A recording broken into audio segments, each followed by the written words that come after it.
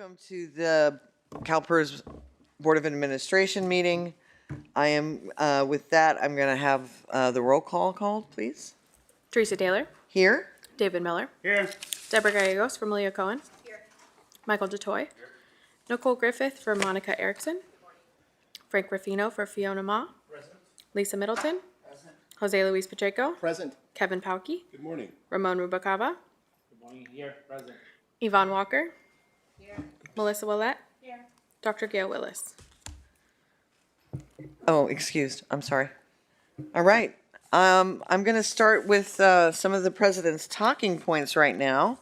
So I'd like to begin by reminding everyone that Veterans Day was last week, Tuesday, November 11th, which our nation observed.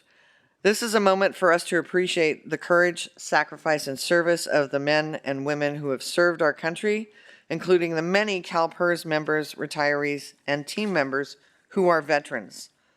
On behalf of the board, I want to extend our deep gratitude for their commitment to protecting our freedoms and strengthening our communities. In that spirit, I'd be honored to introduce Alyssa Albright from our Stakeholder Relations team. Alyssa is a captain in the U.S. Air Force Reserve and has proudly served our country for 9 years. Alyssa, thank you for your service. Thank you for being with us today, and I'd now like to invite you to lead us in the Pledge of Allegiance. Everyone stand.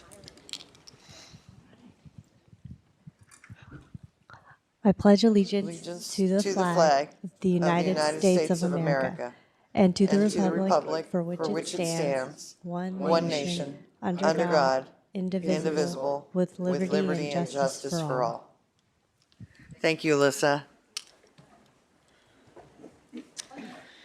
So next, it is my pleasure to introduce the CalPERS Chorus, made up of our talented members of the CalPERS team. They help bring us together through music and remind us of the sense of community that defines us in this organization. Please join me in welcoming the CalPERS Chorus to perform for us this morning. Thank you very much.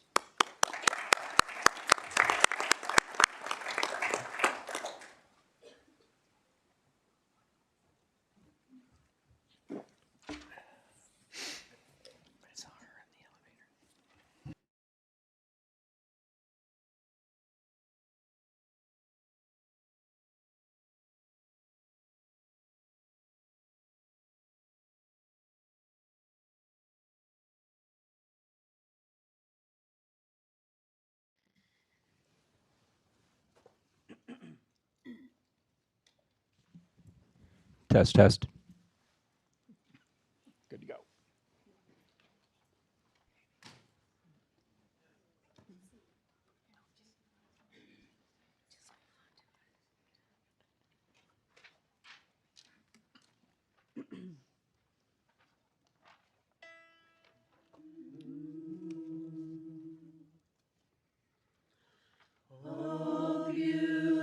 Beautiful for spacious sky, for amber waves of grain, for purple mountain majesty above the fruited plain.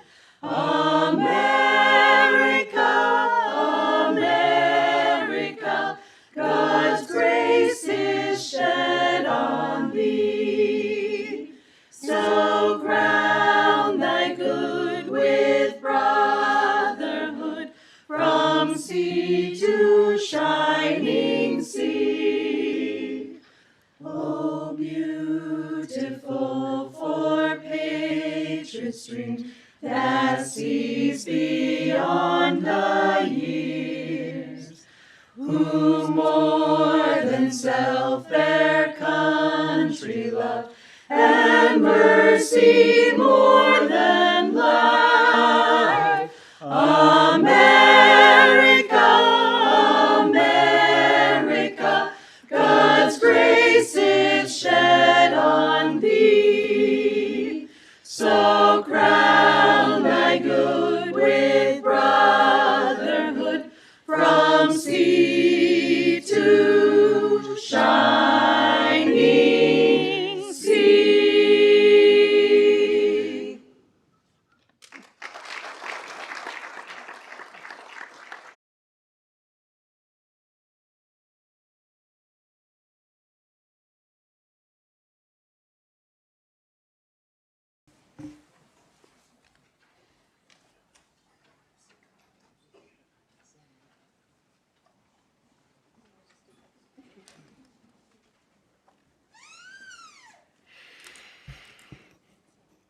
So I do want to thank the CalPERS Chorus for joining us this morning.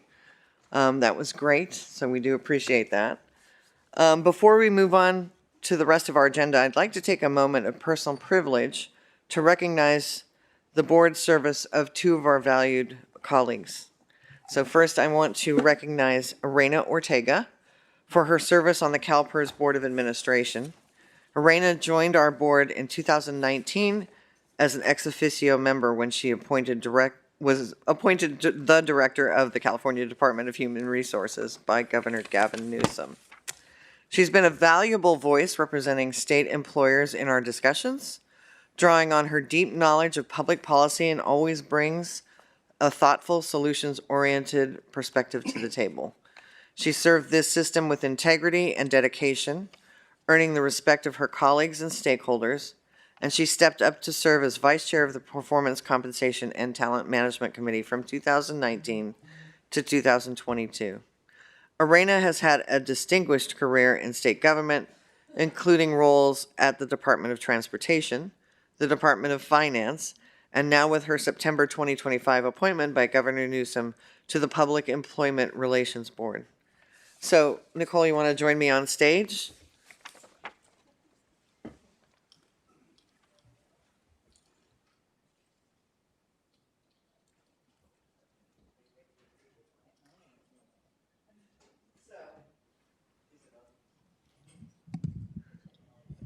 Hello? Okay. It is my honor to, on behalf of the CalPERS Board of Administration, to present this resolution for you, for Arena, and Nicole is accepting on her behalf as her delegate, for the many contributions and outstanding services. We wish you wish her the very best. We do. Hopefully we will see her again. Yes. All right. Thank you. Thank you.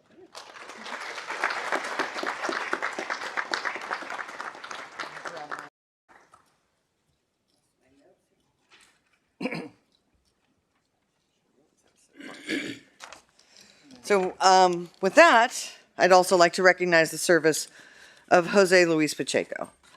Luis has served honorably on the CalPERS Board Administration since 2022. He has been a passionate champion for our mission, for ensuring that our members understand how vital their service is to the California's communities. During his tenure, Jose Luis has devoted himself to his board responsibilities, including service as chair of the Performance Compensation and Talent Management Committee, and vice chair of Pension Health Benefits Committee. He's been a strong advocate for the diversity and equity and inclusion, for improving access to health care for all people, and for expanding outreach by supporting translation of CalPERS educational materials into other languages. So Jose, would you like to join me? May I have a point of person? After we do this. Thank you.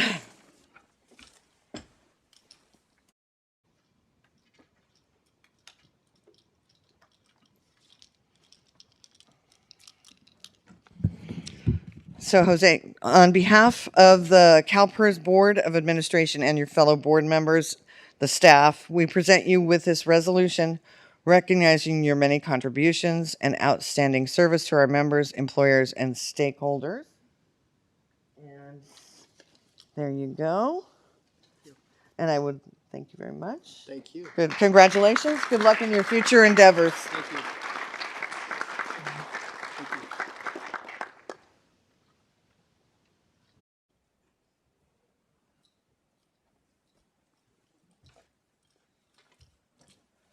If I can have it. Jose has requested a point of personal privilege, and here you go. There you go. Thank you. Thank you, Madam President Taylor. You know, when I took this seat on the CalPERS board, I didn't see it as just an elected position. I saw it as a vocation, a calling to serve the people who spend their lives serving California.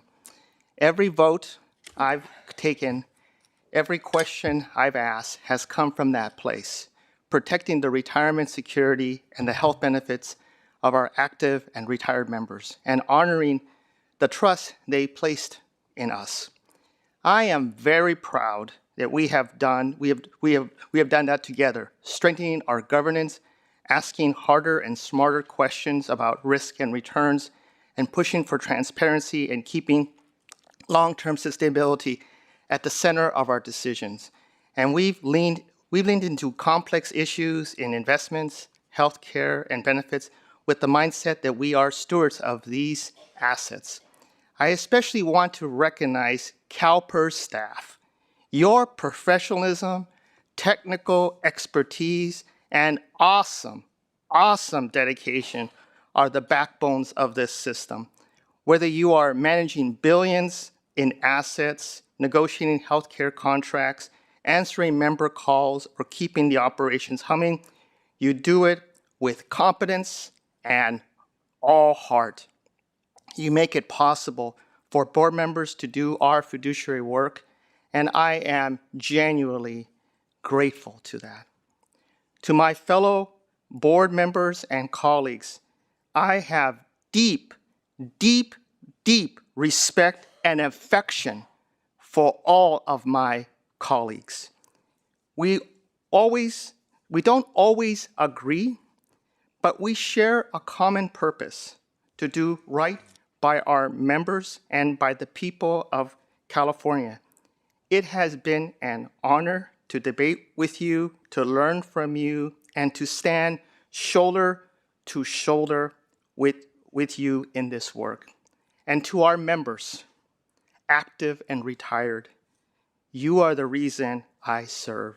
Thank you for allowing me the privilege to represent you for these last 4 years. Thank you, Mr. Pacheco.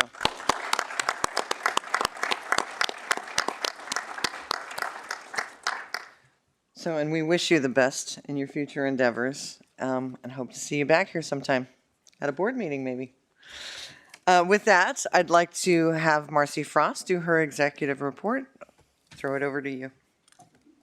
Good morning, everyone, and thank you, President Taylor. On behalf of the leadership team here at CalPERS, I'd also like to extend our thank you to Arena and Jose Luis. Jose Luis, thank you for the kind words to the team. We really appreciate that. And really thank you also for your contributions to CalPERS and for being excellent partners with us. So I know you'll have new adventures awaiting you, so we wish you the best on whatever you decide to do. So moving on to some of the work that we did this week, listening to those team presentations and then the deliberations this week did remind me of why I'm really proud to work at CalPERS. Every decision that we make here is to ensure the retirement security of almost 2.4 million members of this system. This week, you voted to adopt a total portfolio approach to investing. This means that going forward, our investment team will work even more closely together to identify the best investments to make on behalf of the overall health of the fund. And that is rather than sticking to allocations to particular asset classes that are set every 4 years. Our goal, as always, is to deliver the best possible returns for the fund and also to continue our work on transparency. And per committee direction, Mr. Ruffino, during the 2-year ALM review, we'll include an agenda item to check in on how the governance practices are working as we move from a pure strategic asset allocation to the total portfolio approach. The highly skilled investment professionals who previously focused mostly on the performance of their own asset class will be asked to make decisions for the overall health of the fund, even if it means that investment will be in someone else's purview. It is a significant shift in thinking that we believe will improve our funded status and our returns over time. Those are obviously linked. We are also the first major pension fund in the U.S. To do it, and we look forward to that leadership role and to share our experiences as we move forward to a July 1 implementation. To prepare for the shift, we have spoken to you about the work on cultural norms for the investment office to support the kind of collaboration that TPA will require. This is a body of work that has been underway since 2022 when the talent and culture team was created, knowing that our people are the very best assets that we have. The team set out to more fully understand the areas of improvement necessary for a cross-functional and high-performing team. Early changes address onboarding of new team members, what they fondly called the welcome mat, how we bring new team members into the investment office.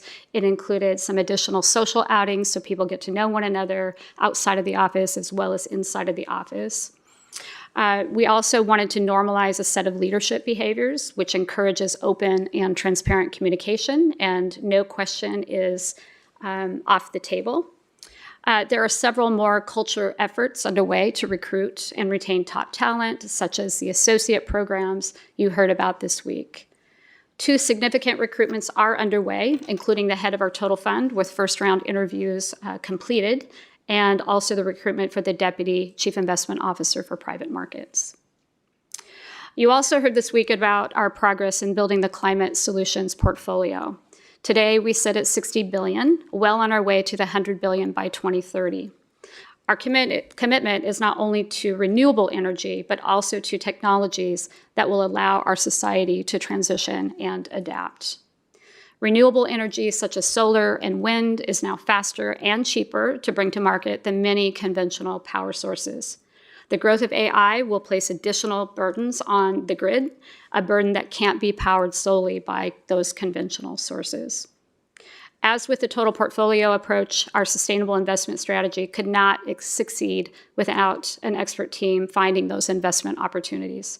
I'm proud to note that in a climate where many large institutional investors were cutting employment in sustainable investments, we were building ours. Our sustainable investments team has grown from 8 to 18 people, with 2 additional positions to be filled. Climate, Peter Cashin gave you a briefing on this in his item on Monday, but it is a mega trend that is here to stay, regardless of what you might read in the newspapers or the headlines, regardless of the political winds of the moment. And we have built a team that will allow CalPERS to lead for years to come. People are also at the core of the success of the private equity team. In the past 3 years, we have focused on promoting from within and focusing the team on selecting the right managers. That strategy shift, as well as moving our position in markets, has shown early positive results, and the team has received industry recognition as a result. In October, Pensions and Investments reported that for the last fiscal year, our private equity book outperformed all 74 other large pension funds in the U.S. with a return of 14.3%. We're also developing talent not only inside CalPERS, but also among the investment partners that we rely on to offer us the best opportunities first. We allocated more than $6.6 billion to diverse investment managers in the last fiscal year and $2.2 billion to emerging managers. So I've talked a lot about the investment team already, but as we leave here, I'd like to end with a note of gratitude for all of our teams here at CalPERS. Every person here contributes to our mission, to members and to employers. They are dedicated public servants who are passionate and positive about their work. You heard the chorus this morning. Again, another moment of pride, I think, for this organization. In the last year, that work has included not only the 4-year evaluation of the assets and liabilities, but multiple RFP solicitations, major contract negotiations, outreach events to members and employers, stakeholder briefings, comprehensive reports, upgrades to member-facing services, board meeting presentations, and so much more. I'm really grateful for this team that always finds ways to serve our members in the way that they expect, with respect, with accuracy, and with responsiveness. A special note of recognition for our contact center.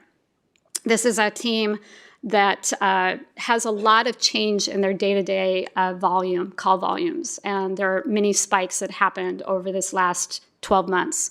They stayed completely focused on the member, and I also want to appreciate the leadership of that team as well. Every time those spikes happen, the leadership is going into the queue and taking those calls as well.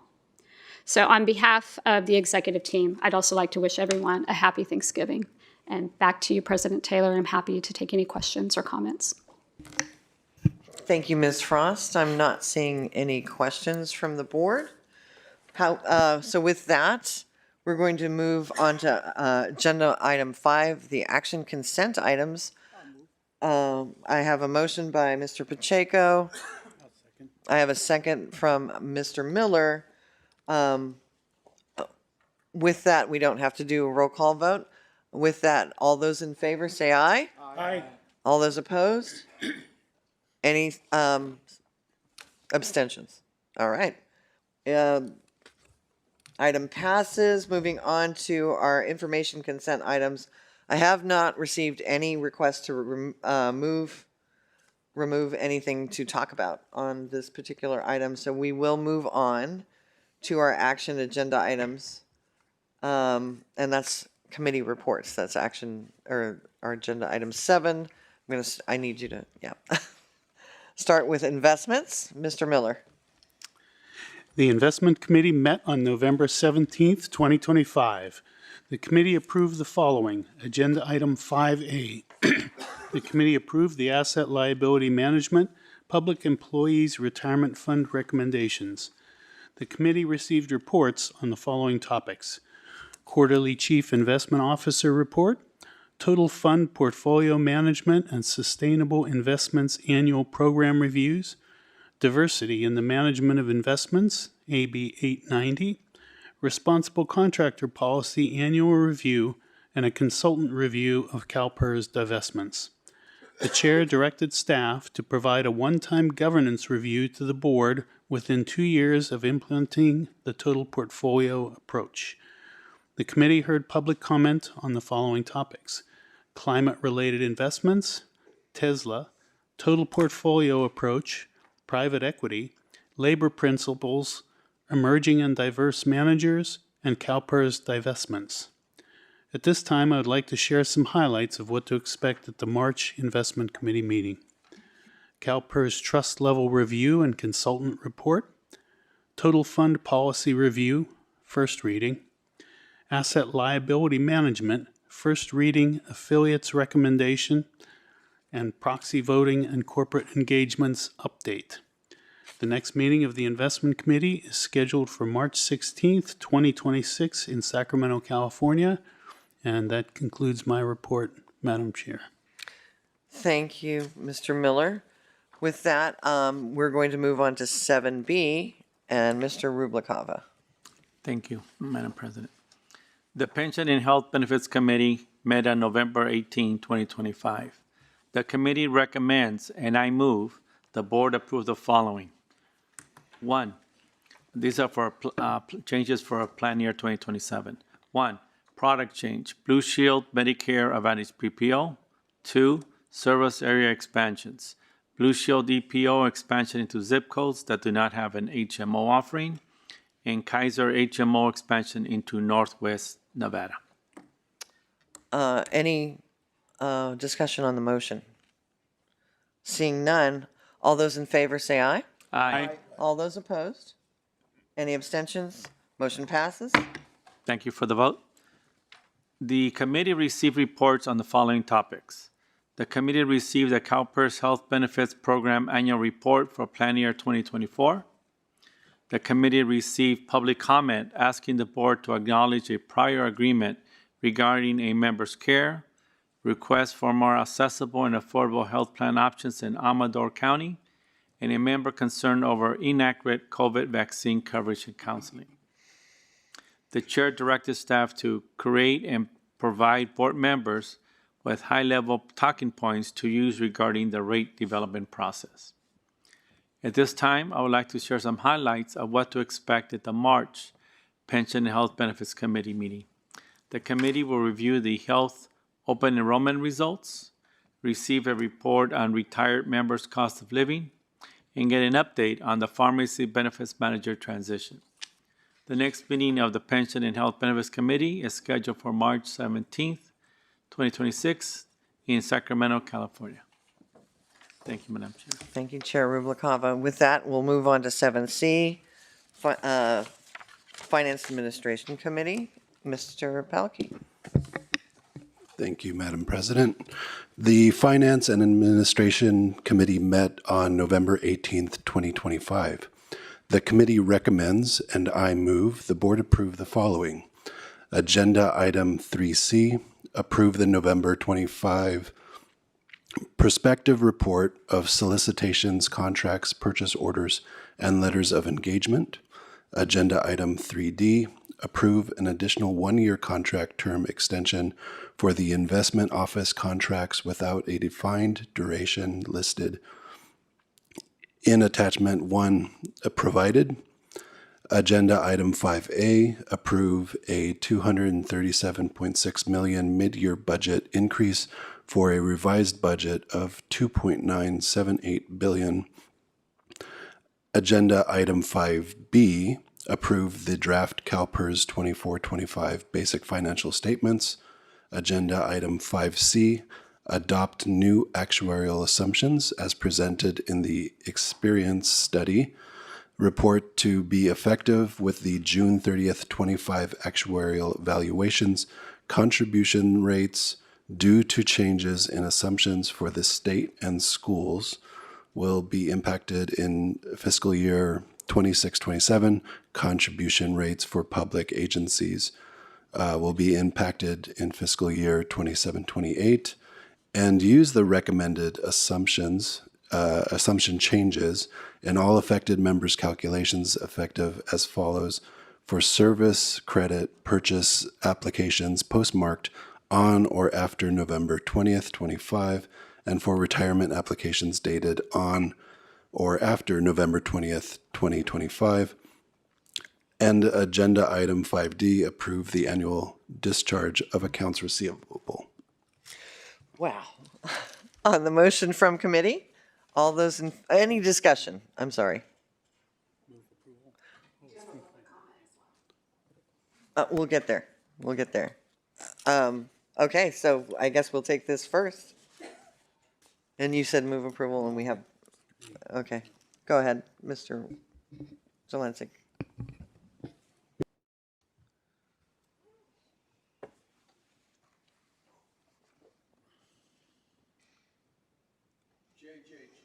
Director of Health Benefits, RPEA. First, I'd like to congratulate Mr. Miller, Johnson, and Brendan on their election victories. RPEA takes no position on whether you should adopt the financial statements. Although we represent beneficiaries whose money you are managing, we are outsiders and have to rely on the staff and the auditors for confidence in the financial statements. While I know the board is aware of it, I want to point out the following quote from the auditor's report.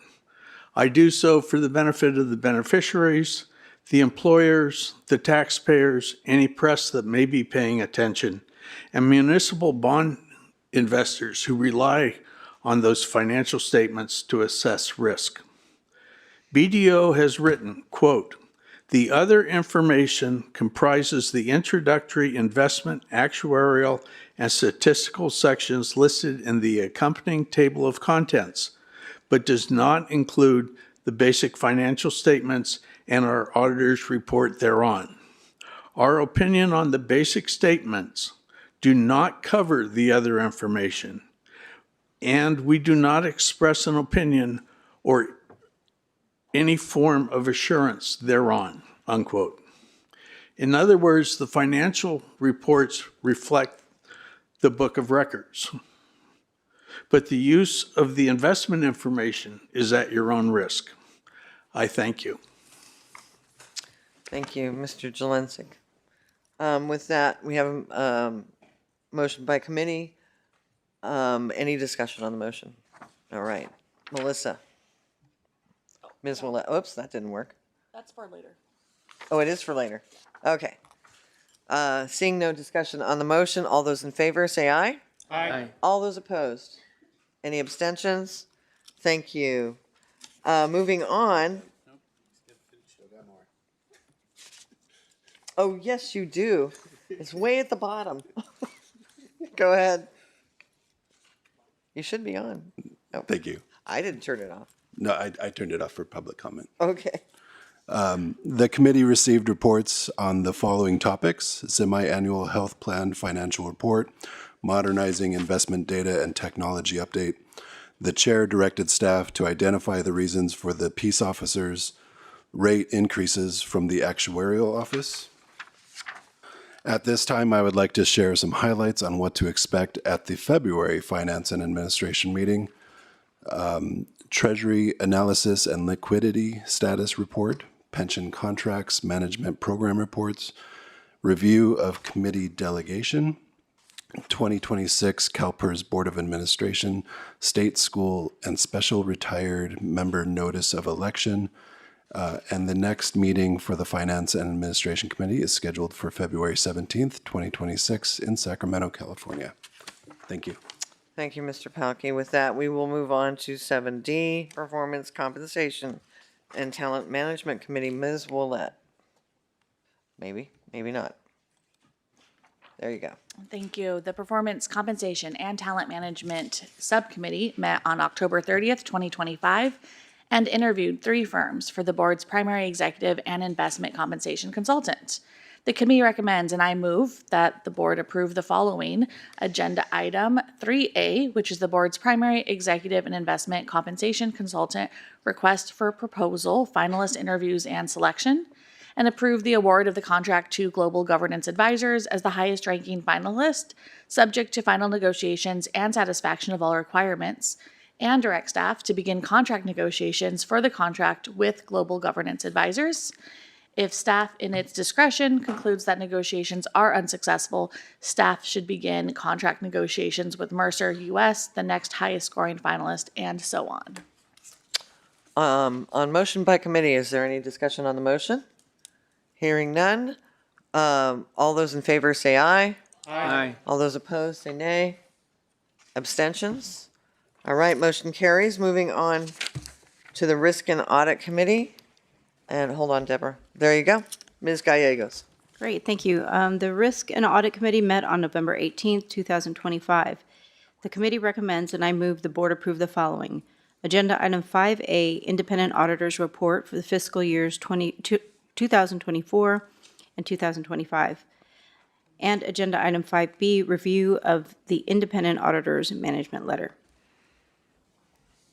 All right. On motion by committee, any discussion on the motion? Hearing none. All those in favor say aye. Aye. Any opposition? All right. Any abstentions? Motion carries. Moving on. Okay, great, thank you. At this time, I'd like to share some highlights of what to expect at the February 2026 Risk and Audit Committee meeting. The 2025 and 2026 Enterprise Compliance and Risk Management Mid-Year Plan Update will be reviewed. The committee heard public comments on the following topic. Actually, there were no public comments. Thank you very much, Madam Chair. You got one more line. The next committee meeting for the Risk and Audit Committee is scheduled for February 26th in Sacramento, California. Thank you very much. With that, we're moving on to Board Governance. And as the Chair of Board Governance, we didn't have a meeting this month. Unless somebody had something they wanted to say. I don't know. Okay. I have a public comment. I have a public commenter, Sarah Grande, if you want to come on down.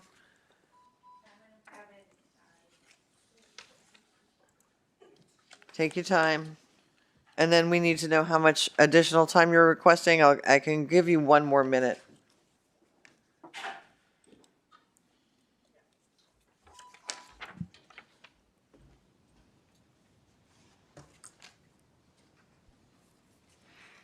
We'll get there.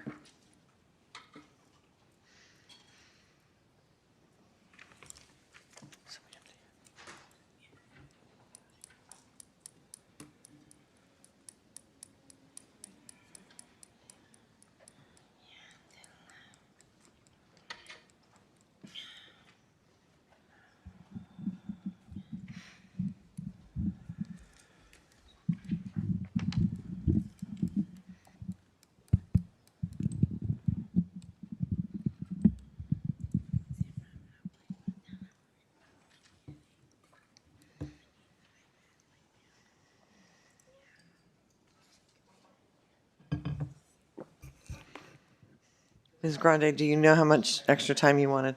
Because well, usually I just do like the double time that I had for like the state bar exam, and then every other exam that I've had to apply for accommodations for. That's all. But whatever you'll give me, I'll take. so let's do 5. Okay. It's almost double. All right. I gotta get my mom over to surgery, so yeah.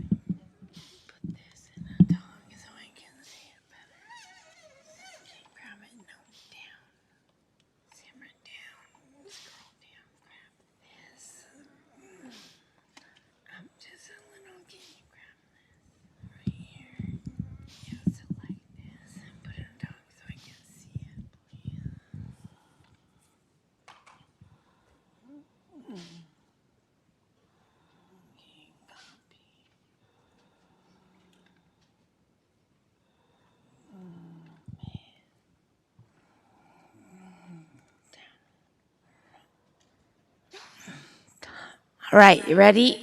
I got 5 minutes. So I tried to give handouts. Do you give the handouts? Okay. So you guys could follow. So good morning, everyone. I'm sure you remember me. My name is Sarah Grant. I'm a CalPERS member, quadriplegic attorney, and the plaintiff in litigation involving CalPERS' self-funded plan. So before I go further, I must acknowledge a structural reality.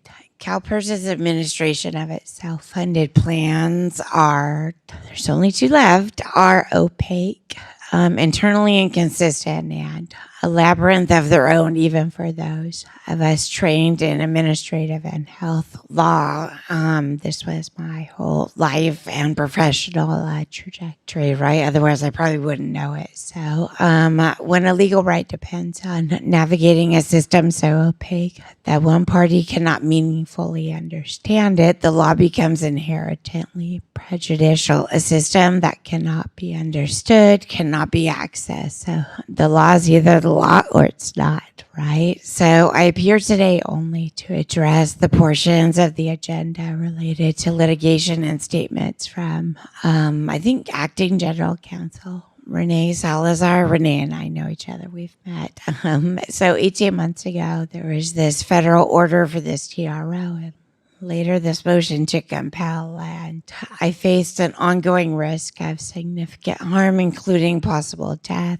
These orders required immediate implementation of 24-hour scaled nursing care, RN oversight, and care coordination. To date, none of these have been implemented. I'm implementing them all on my own. So because of that, I remain medically unstable. I'm still ventilator dependent, without skilled coverage, and unable to access the court because the Eastern District Court doesn't have an ADA coordinator. This has placed me in a legal and medical stalemate that no individual, disabled or not, could navigate. So the recent conduct that's escalated is this retaliatory defamatory voicemail from a disgruntled nurse involving ethnically charged threats and references to litigation that she's suing me even though she can't.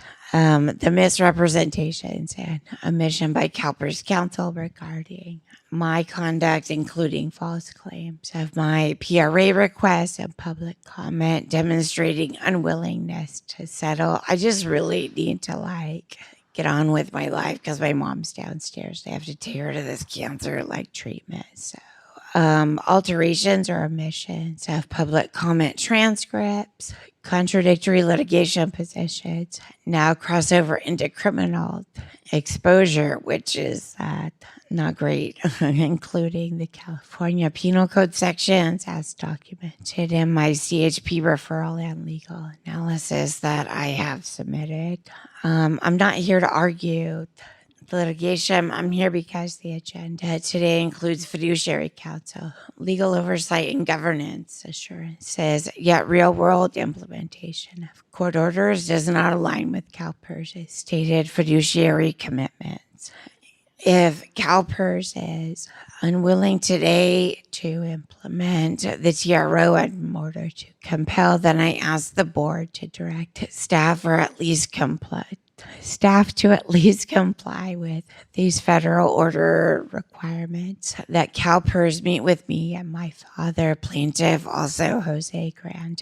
This is the smallest, narrowest, most basic element of the order, and it has not occurred. So in closing, I will just close as I began, that a legal system that's so opaque it can be used against the person it governs is no legal system at all. If CalPERS' self-funded plan is structured in a way that even its own counsel struggles to explain, then its application becomes inherently prejudicial, especially to a ventilator-dependent beneficiary whose lives depend on the clarity and execution of those obligations. At some point, the law must be the law, or it ceases to function as such. Today, I simply am asking CalPERS to choose the former. Thanks. Look, I made it. Thank you. Thanks, guys. With that, I'm going to call on Mr. Miller to do our summary of recommended actions. So, hold on a second. There we go. There we go. I move to adopt the proposed decisions at agenda items 8A1 through 8A9 with the minor modifications argued by staff to agenda items 8A4 through 7 and agenda item 8A9. All right, I was just going to ask for that. The motion has been made by Mr. Miller, seconded by Mr. Pacheco. All those in favor say aye. Aye. All those opposed? And any abstentions? With that, the motion carries. Thank you, Mr. Miller. All right.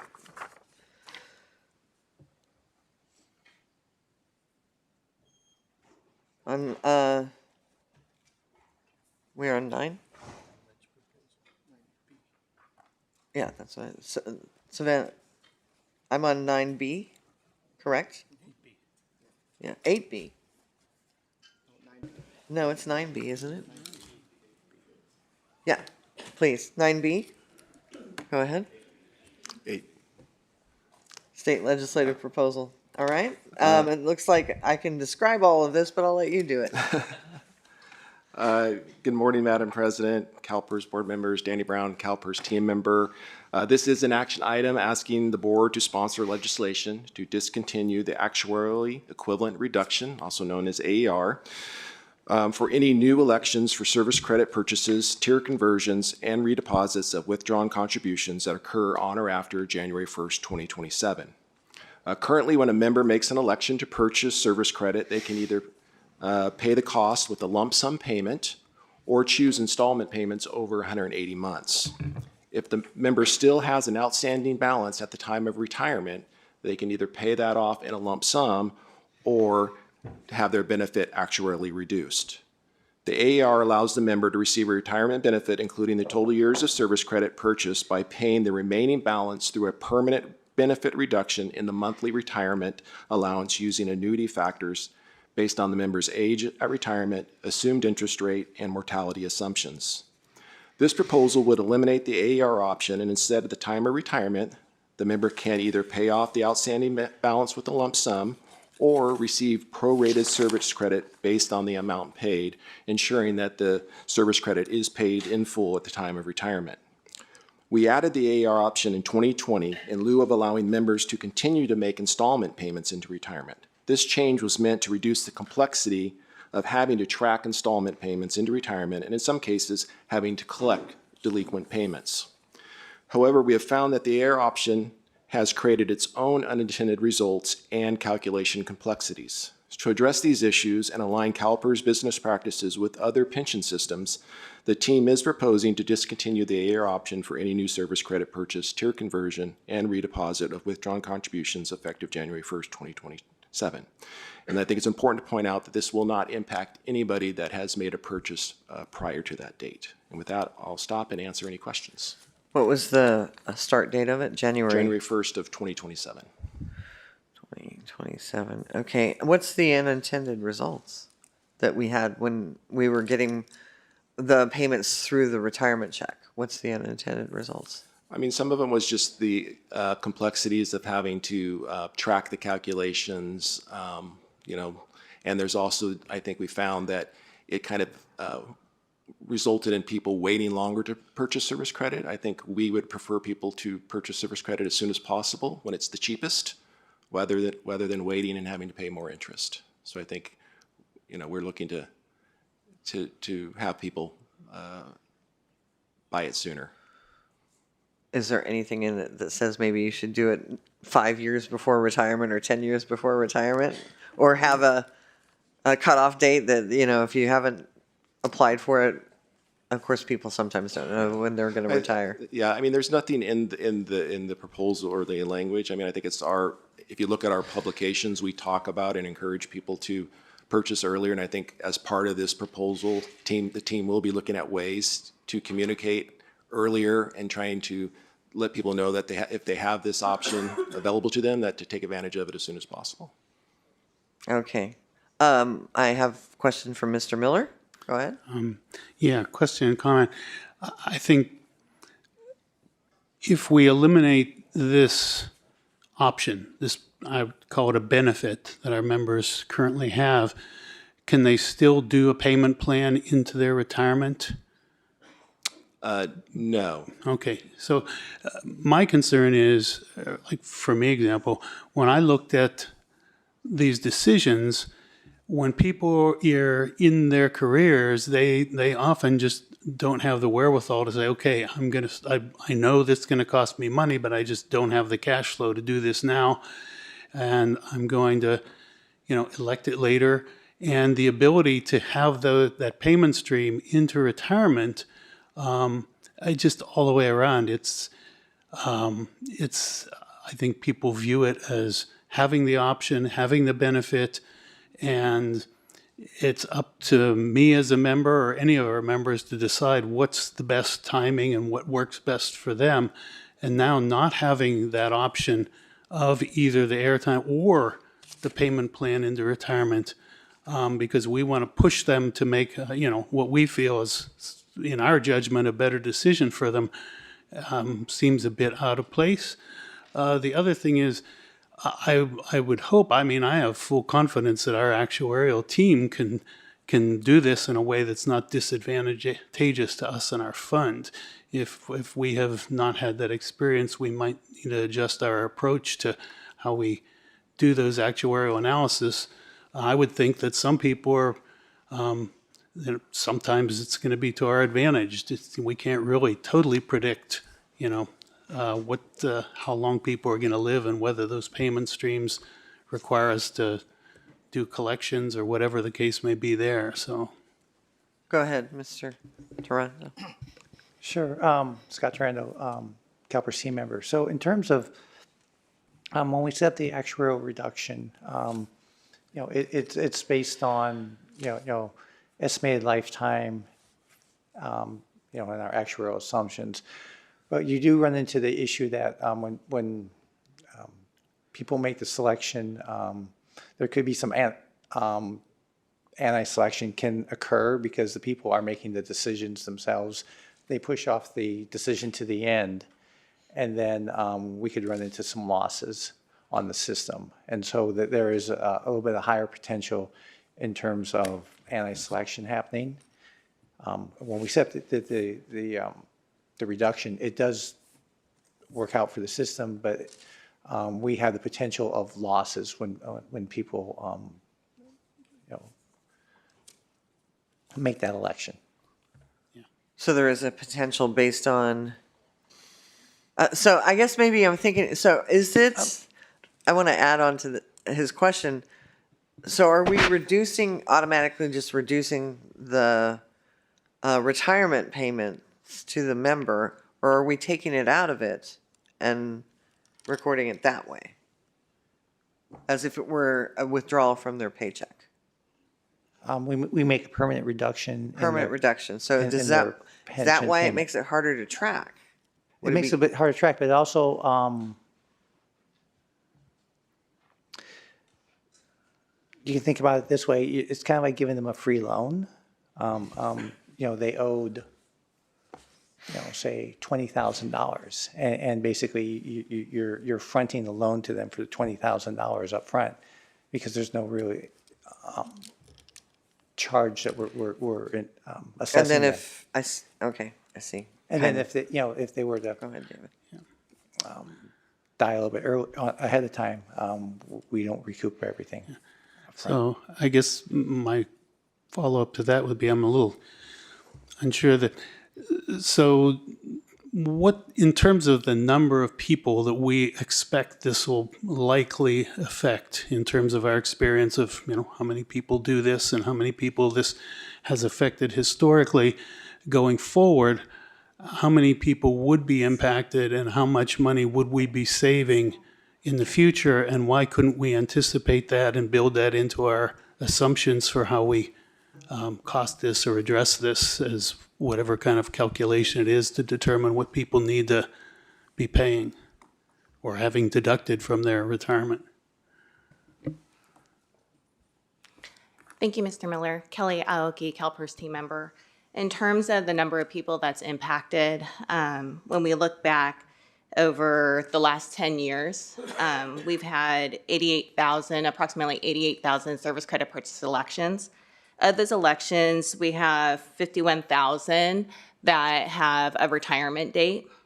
And of that, only 11% have elected AER. 70% of them, more than 70%, their status currently is paid in full. And how many of those have we had this adverse consequence of not having, guessed right about what it would cost us? We'll need to do some additional calculations on that to determine the outcomes. Some of them we're not going to know because they're still living, and so we're not going to know. And my understanding is that the balance due is amortized from their date of retirement until the mortality assumption. So I think that's like 85 years. So if somebody were to retire at the age of 60, then it's getting amortized over 25 years. A lot of ifs. I guess my final thing is, it just seems like this is, if this is the threshold for us to be proposing legislation, I think there's a lot of things we can think of that we might want to propose legislation if we're going to go to that effort. So, I think at this point, I'm probably a no on this. We have lots of comments. So, Mr. Pacheco. Oops, there you go. Well, I would like to defer just until the end. Is that okay? No. Okay. Go ahead. No problem. Thank you for the comments here. I also have hesitation about this as well. I feel this is not giving the because our responsibility is to provide the members all the choices they can have, as many choices as possible. And I feel that this piece of legislation would actually limit that in the end. But if you can clarify that for me, if you can educate me more on that, it'd be really helpful, Scott, or anybody. I think you kind of did.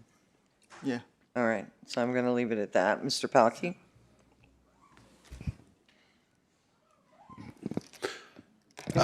Thank you. I'm trying to rethink a question here because I think Scott already answered it.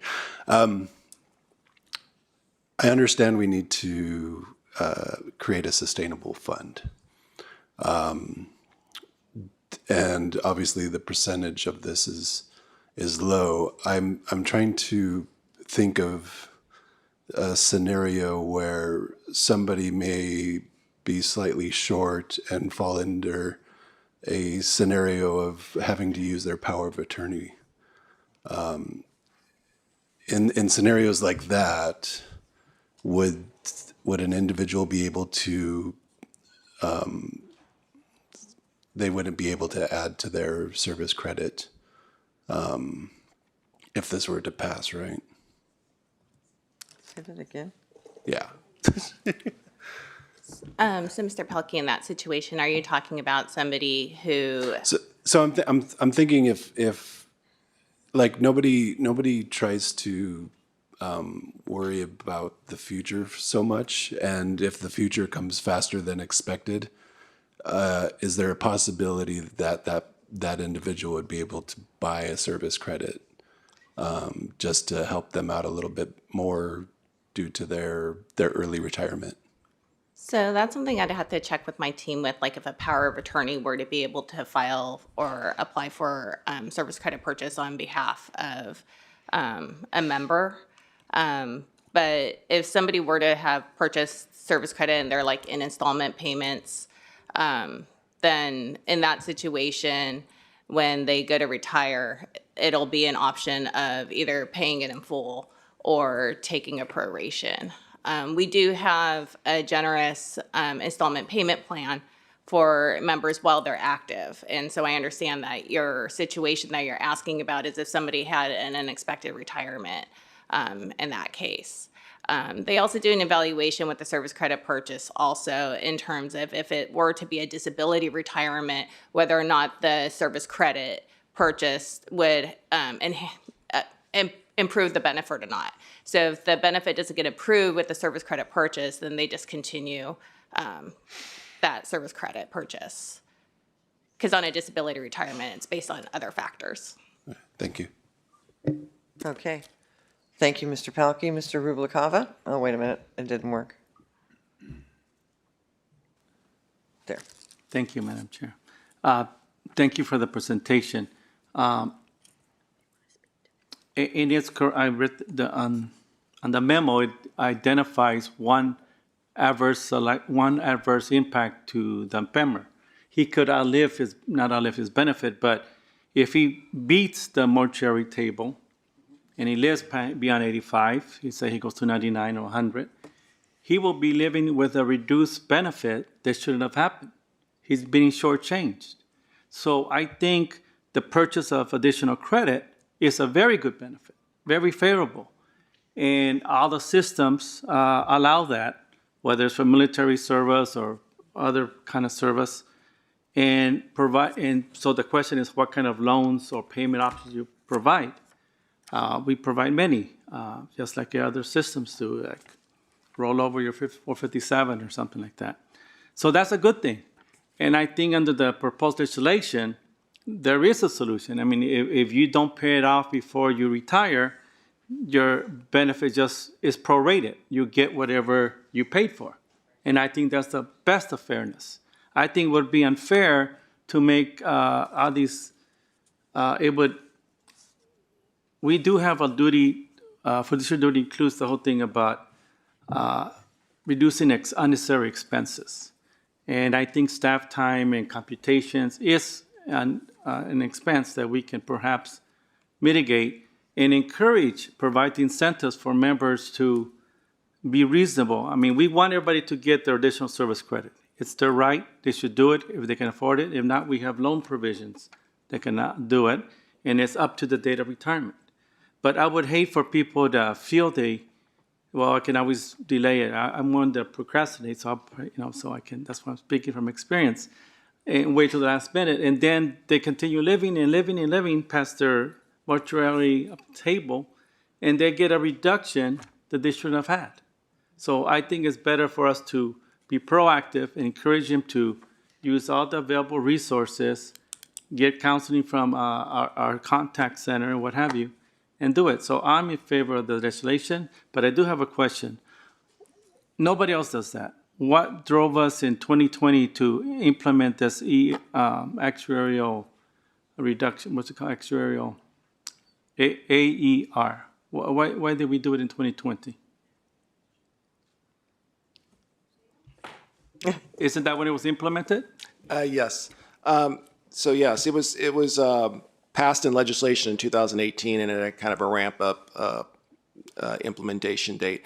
Again, I think it was just looking at I don't think at the time it was actually the original suggestion that came from the team, but I think it was kind of a way to soften taking away the installment payments into retirement. So and so I think that we came up with this other solution that we thought would work with this AER option. But I think, as the item pointed out, is after we've implemented and have dealt with it for 5 years, it kind of created its own complexities, and we went away from the installment payments to reduce complexities of administration, and this created its own.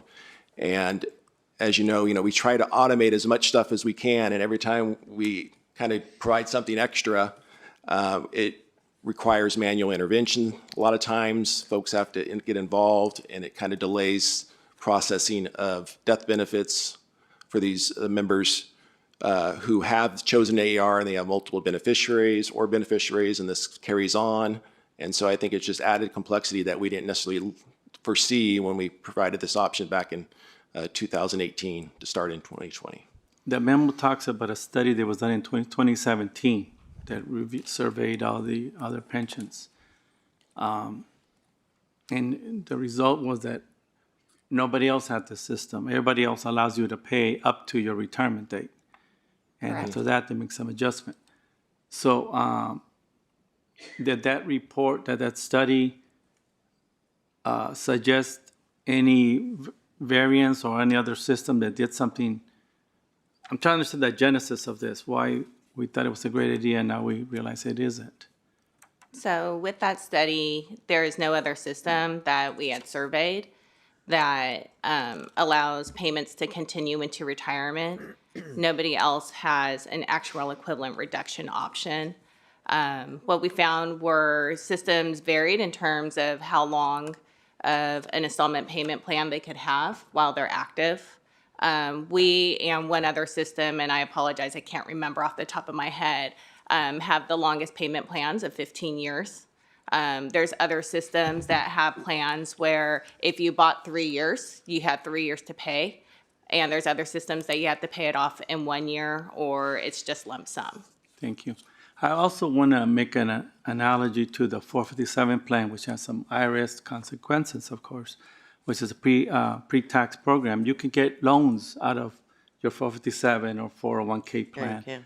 but you're required to pay it right before you retire. And if you don't, they just give you a 1099 or something. It was basically, you pay taxes on it. So I think in comparing that, this proposal makes sense. And I think it still allows people to, rightly so, to purchase previous credit. But the only requirement would be that they pay their service prior to retirement. And if they can't, their pension is proportionally reduced. So it's like paying back a loan. And that's what it is. It's paying back a loan for your purchase of credit. So it's a service agreement, right? Which is like a loan document. So it makes sense to me. And why should we, for a minority of people, try to, I think it's, we shouldn't be trying to be big brother and make sure people make the right decision, but we should have the right incentives, I think. And allowing a loophole to somebody to lose money in the long term, I don't think is a good suggestion. So I'm supportive of the proposed legislation. Thank you. Thank you, Mr. Rubalcava. Ms. Gallegos? Sorry, I think Yvonne was before me? No? No? Okay, I'm great. doing it in line. Sure. So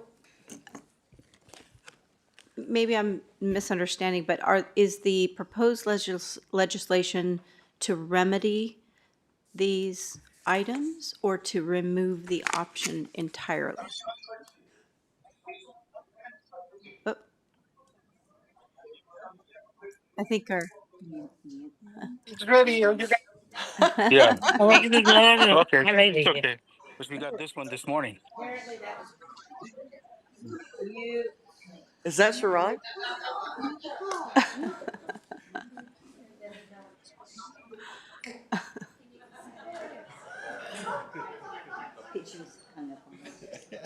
Somebody actually accidentally hit a switch. Oh, my goodness. So It was. Go ahead, Deborah. Sorry about that. So is the proposed legislation to remedy the issues that we're having with it, with the proposed probable losses in the event somebody is not able to meet their obligation, or is it to eliminate the option entirely? it's to eliminate the AER option entirely for any new purchase elections after the enactment of the legislation, which would be January 1st of 2027. Okay. So it doesn't affect anybody that's in the pipeline that Right. has chosen or has chosen AER. It's just for new elections going forward. And is there a way to keep the AER but modify it so that we resolve these technical issues and reduce the risk to the system?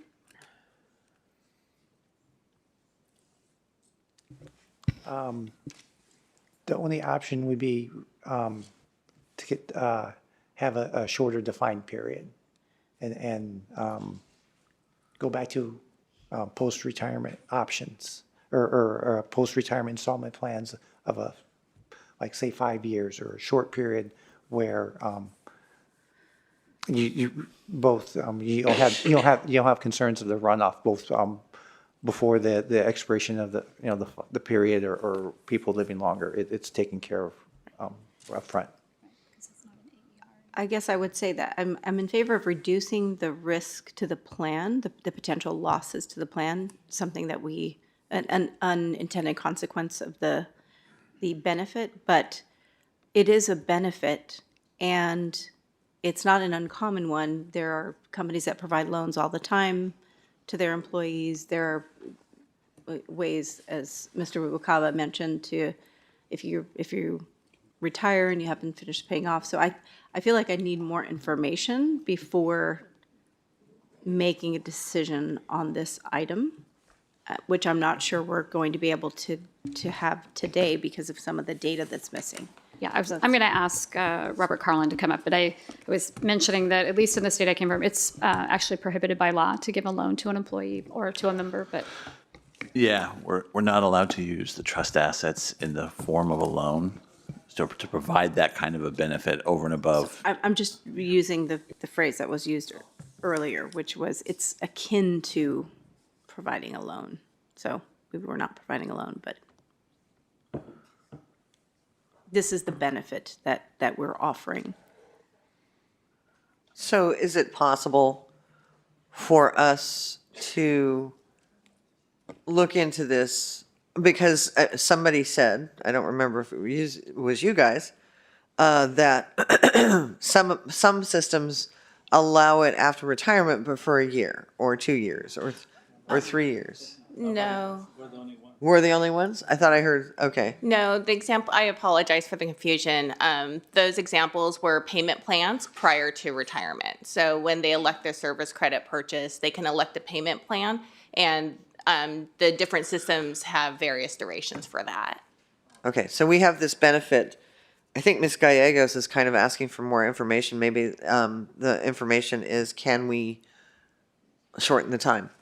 Make it a requirement, instead of taking it away entirely, making it a requirement that they must have it paid off in X amount of time of retirement. And also identify a little bit more of the risk to the system. So please, and how much that assumptions. actually is. I was thinking that myself. I wrote down, can you come back with the actual monetary risk that we're facing right now? And then I got more people. So here we go. Ms. Walker, you were done, right? Yes. So sorry. Thank you. And so I thought I knew exactly where we were, and then my colleagues chimed in, and then I got a little confused. So I just want to make sure I'm understanding. So in 2018, we proposed this. We thought it was going to be a good thing. And then in 2020, we said that they could, so prior to 2018, they had to pay off before they retired or go into an AER? I'll see if I can summarize it again. Thank So prior to 2020, so even though the legislation passed in 2018, it ramped. It took 2 years to get it to going. implement it. Okay, that's where I got confused. Yeah, so prior to 2020, if a member had not paid off their service credit at the time of retirement, they had the option of paying a lump sum, or they can continue with their installment payments. So if they chose 180 months and they had paid 100 months and they owed 80, then they would just continue the 80 months into retirement. And then when it was paid off, it was paid off. And so in 2020 is when we stopped, for new elections, we stopped that installment payments into retirement and instead allowed for this AER reduction if it was not paid in full. They still had the option to pay it off in a lump sum if they wanted to at the time of retirement, or they could choose the AER. Okay. And then I saw something here, another complication, complexity, whatever we're calling it, was if the member dies before it's paid off, they've got their beneficiary has to then pay this off. And then because of new changes, if they have another beneficiary, then both beneficiaries or 3 beneficiaries or however many others got to pay that too. So it's more people that you have to add into the mix. Mm-hmm. Is that correct? So that was one that wasn't necessarily anticipated? So one of the complexities with that, as you mentioned, is if somebody were to retire and they have more than one ongoing beneficiary, that reduction amount has to get split up amongst all of those beneficiaries and applied to their benefit payment. So, Yeah, but I'm thinking in terms of, because I know this has come up in the last few years of, somebody's retired, they've married somebody else, right? And the first person they were married to has their retirement, and now is it going to be split again? So it does start to be, I think, complex, right? And especially if you're the first wife or husband, whatever. And then it's not going to impact, we are moving the legislation now. It's going to take time, but it's anybody that's doing it now, that's just it. We're going to just deal with whatever we have to deal with. But we're just saying anybody who wants to do it from 27 on, we have 2 years to provide education on doing this and why, right? Before adding new people onto this program. And then my last question is, have we talked to the employee organizations about this change, and what have they said? Are they opposed to it? Have they said anything, or? We have discussed it with, yes, the employee organizations and the employer organizations. No one has raised objections or said that they were going to oppose it. So I think they understand of the change and the rationale for the change. Okay. So, at this point, I am supporting it, but that's where we're at. Thank you. Thank you, Ms. Walker. With this, I'm going to move to Mr. Palka. You have already spoken, so Mr. Ruffino. Thank you. Thank you, Madam President. It's a little confusing, could be quite confusing, as we can all attest to it, but I understand why CalPERS is proposing the legislation. Inherently, it's for the best interest of our members. I think overall, it's for the good of the beneficiaries. I think the positive outweighs the potential hardship for a small number of people. From a fiduciary standpoint, and I'm not a fiduciary counsel, but I believe it's clean. Ultimately, it's good governance. Some member will lose a flexible payment option. They will still receive, however, full credit for what they have paid. And as Board Member Walker just mentioned, there is a long runway before it takes effect in 2027. So I urge support of the proposal. Thank you, Madam President. Thank you, Mr. Ruffino. Mr. Palkey? Yes, no, I appreciate the conversation. I sort of asked my question at the beginning, but I have a better understanding. So I appreciate everybody's thoughts. Looking at this is only one option out of many that are provided by the Pearl. And so knowing that and making sure that we have a sustainable fund, I am okay with making the motion to move forward and sponsor the legislation to discontinue the AER option. Go ahead and read the whole thing. The option for any new elections for service credit purchases, tier conversions, redeposits of withdrawn contributions that occur on or after July 1st, 2027. Motion has been made by Mr. Palkey. It's been seconded by Mr. Pacheco. Sorry, Lisa. But I do have a public comment on this. So I'm going to call down Willeen Davis, JJ Jelensik, and then we have somebody on the phone.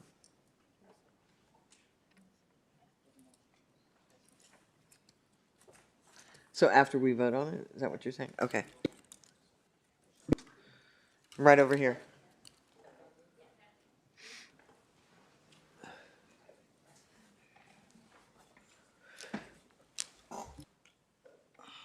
So you will have 3 minutes once you start. Okay, so where do I hit this little, which one? Good afternoon, morning, ladies and gentlemen. I am a retired correctional officer. I retired on an industrial disability in 1997. In 1996, I entered into a buyback contract to buy back previously withdrawn contributions. I had a 9-year buyback. I paid back every dime of the contributions within that 9 years. 97. I'm now 71 years old, and I have yet to receive the annuity from my buyback contract as a peace officer. Retired on an industrial disability, I received 50% entitlement that's fully funded by the employer through Social Security contributions refunded to the CalPERS every July 1st. You guys are the first ones to get a check because the state doesn't have enough money to pay disability benefits for those officers and other state employees retired on an industrial disability. My problem is in that buyback, I bought back 8 years of service, which would have maxed me out at 30% plus the 50%. I didn't get that. What I am getting is a small annuity for my miscellaneous buyback service of $85 for 5.8 years of service. Clearly, that is not a 2% buyback, which is what I purchased, was a 2% buyback for each year of service. And as an officer, a 2.5%. So when you, in 27, when you eliminate other people from being able to buy back credit, that's what will happen. They can't buy back unless they pay the full amount, from what I'm understanding on the conversation. But what about those of us who have already paid back the loan, or it wasn't a loan? I had to pay $280-something out of my retirement every month for 9 years until the money was paid back. And I again state, I am not receiving my peace officer annuity that I bought back for. And my miscellaneous was reduced based on my age at retirement of 42 instead of my beneficiary amount of 2.5 and 2%. So I've been deprived of 4.5% annuity for the last 28 years. And all of that is due to me because under 20164, I just have to establish the system owes me money. And the board, having already ruled in Davenport that my money cannot be used to fund the entitlement, this is what I was told. 16% of my peace officer money is being used to fund the entitlement. All of that is in writing. But if you look at my account was closed on July 1st, 1997, and my years of service was written off at the same time. So my money request for CalPERS is not going to the state controller to pay me the correct amount from this date, from 1997, March 1st, to current. And so that's what I have a right to receive. So when we talk about taking and preventing people from buyback, I'm not even getting the buyback contract. So hopefully we can get this resolved. Thank you. Any questions for me? No, ma'am. Mr. Jelensik. Okay. JJ Jelensik speaking for myself. One of the more interesting points of the original presentation was the discussion of unintended consequences, one of which was identified as having to track who owes us money. I can understand that may be a little difficult, but it certainly should not have been unintended. If you're going to set up a payment program, you ought to expect that you're going to have to track who owes you money. The discussion has come up about the actuarial reduction and some people dying early, and so the fund losing money. Well, I will point out that some people will die later than they're supposed to, and the fund will gain money. The actuaries are pretty bright people. You pay them to figure out what are the odds, and so they're going to underestimate in some cases, overestimate in others. But if it is an actuarial sound decision and a sound reduction, the net should be a wash for the system. So the funding status of the system should not be part of the discussion. You know, you may decide you want to eliminate this benefit anyhow, but don't do it to protect the financial solvency of the fund. Thank you. Thank you, Mr. Jelensik. I believe we have one phone call. Yes, President Taylor, we have Stephen Alari here to speak on 8B. Stephen, you are now live and can proceed with your comments. Thank you, Madam President and members of the board. My name is Stephen Alari. I'm speaking as an individual. Back in 1999, SB 400 was adopted by the legislature. CalPERS supported the legislation, and this option was one of the options for paying back. People could retire and take it out of their check. So it's been a long time benefit to our members since back, at least since then. The comment was made by one of the board members that this is a long runway. Well, really, I would recommend that at least you have an effective date of 1/1/28, because if the legislation gets adopted, goes through the legislative process, the governor can go all the way through where the governor signs it in September 2026. So that members who are looking at retiring in the next 2-3 years, they really only have a few months to make that decision. Oh, I got to retire now, so I don't have to pay back all right up front. So you might want to have a longer runway because, like I said, the legislation is adopted by the legislature and signed by the governor. It's only going to be a short window for those who are employed and want to use this option. It is definitely a benefit for members. I encourage the board to look at that longer runway at least. Thank you. Thank you, Mr. Laurie. I have one more phone call. Next, we have Bobby Roy with SEIU Local 1000 to comment on 8B. Bobby, you are now live and can proceed with your comments. Thank you. Good morning. This is Bobby Roy with SEIU Local 1000. I'm calling, maybe it was a misspeak by the presenter, but my understanding when I spoke with Daniel Shorrell in our political department was that SEIU was now in the process of scheduling a check-in with the PERS legislative director on this. And I cannot confirm that we have actually met with staff on this item, and would love the opportunity to do so before the board made a recommendation on this. Thank you. Thank you, Mr. Roy. I heard one of our go ahead, David. I heard one of our commenters. In terms of a longer runway, we could possibly do that if the board, if that's the pleasure of the board. Did you want to talk now or after the vote, Yvonne? After the vote. Okay, Mr. Miller. I just want to clarify because I haven't talked to everybody, but I'm not aware of any labor support officially for any of this, and part of the reason I'm raising this is because I've heard concerns from folks. I don't sit on the board of a union anymore, but I'm pretty sure the union that I was sitting on a board with is not in support or hasn't even met with anybody about it. And I know that some concerns were shared with me by a number of different bargaining unit folks. So who's actually supporting this as of now? And are the same folks that supported the legislation in 2017 that established the AER? And where are those folks in regard to their support for this? Thank you, Mr. Miller. Well, let me just clarify. If I misspoke, I don't believe any unions will be supporting this. We've met with a number of, had meetings with union folks, and no one has raised concerns with me about the bills or about the proposal, but it's been discussed with them. I don't necessarily expect them to officially support it, but no one has said that they were going to oppose it or have raised concerns. Yeah, Mr. Miller, we have standing quarterly meetings with the employer representatives and then the labor representatives and then retiree representatives. And this agenda item was brought forward to all three groups.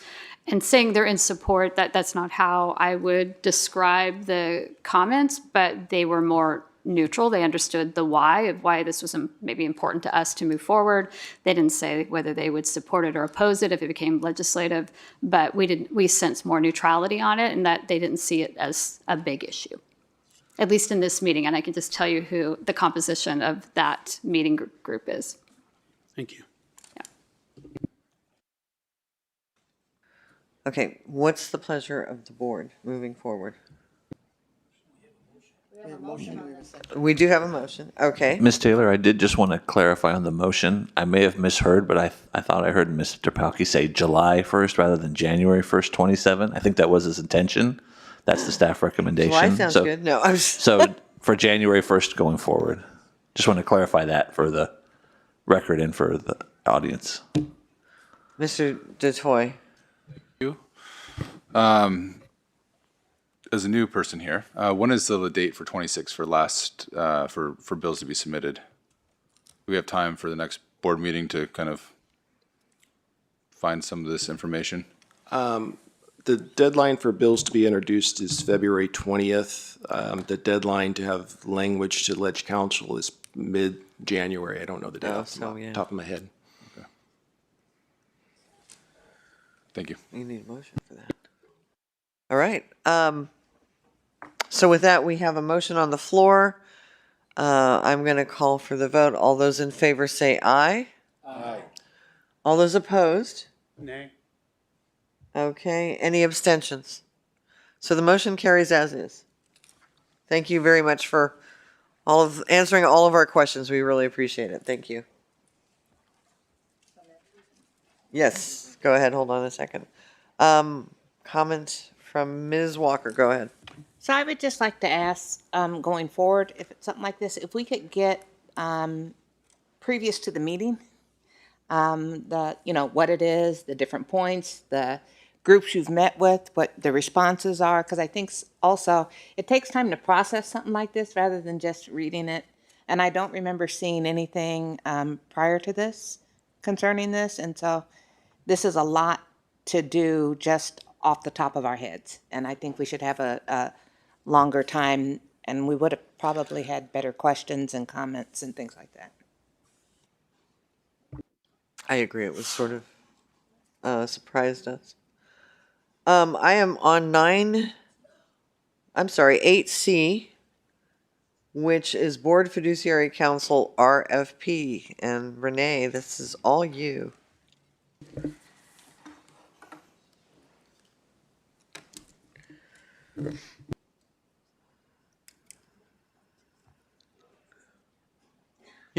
Just push the button. There you go. Yeah. Good morning, board members. Renee Salazar, CalPERS Legal Office. So the current contracts for the pool firms, for the pool of firms that were selected in the last Board Fiduciary Council request for proposal are expiring in October 2026. So this agenda item is brought to seek your approval to conduct an RFP to select multiple firms to serve in a new pool as the board's fiduciary counsel for the next cycle. The scope of services, competitive selection process, and estimated time frame are in the agenda item and associated attachment. That concludes my prepared remarks, and I am happy to take questions, any questions that you may have. Do you have a question? Hold on. Mr. Pacheco.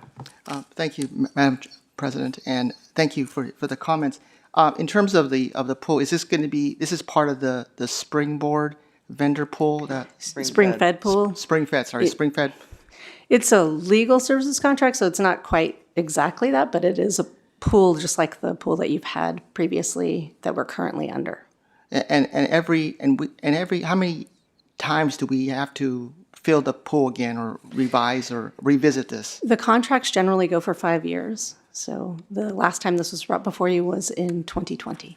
And how many, currently, how many fiduciary councils do we have in this spring?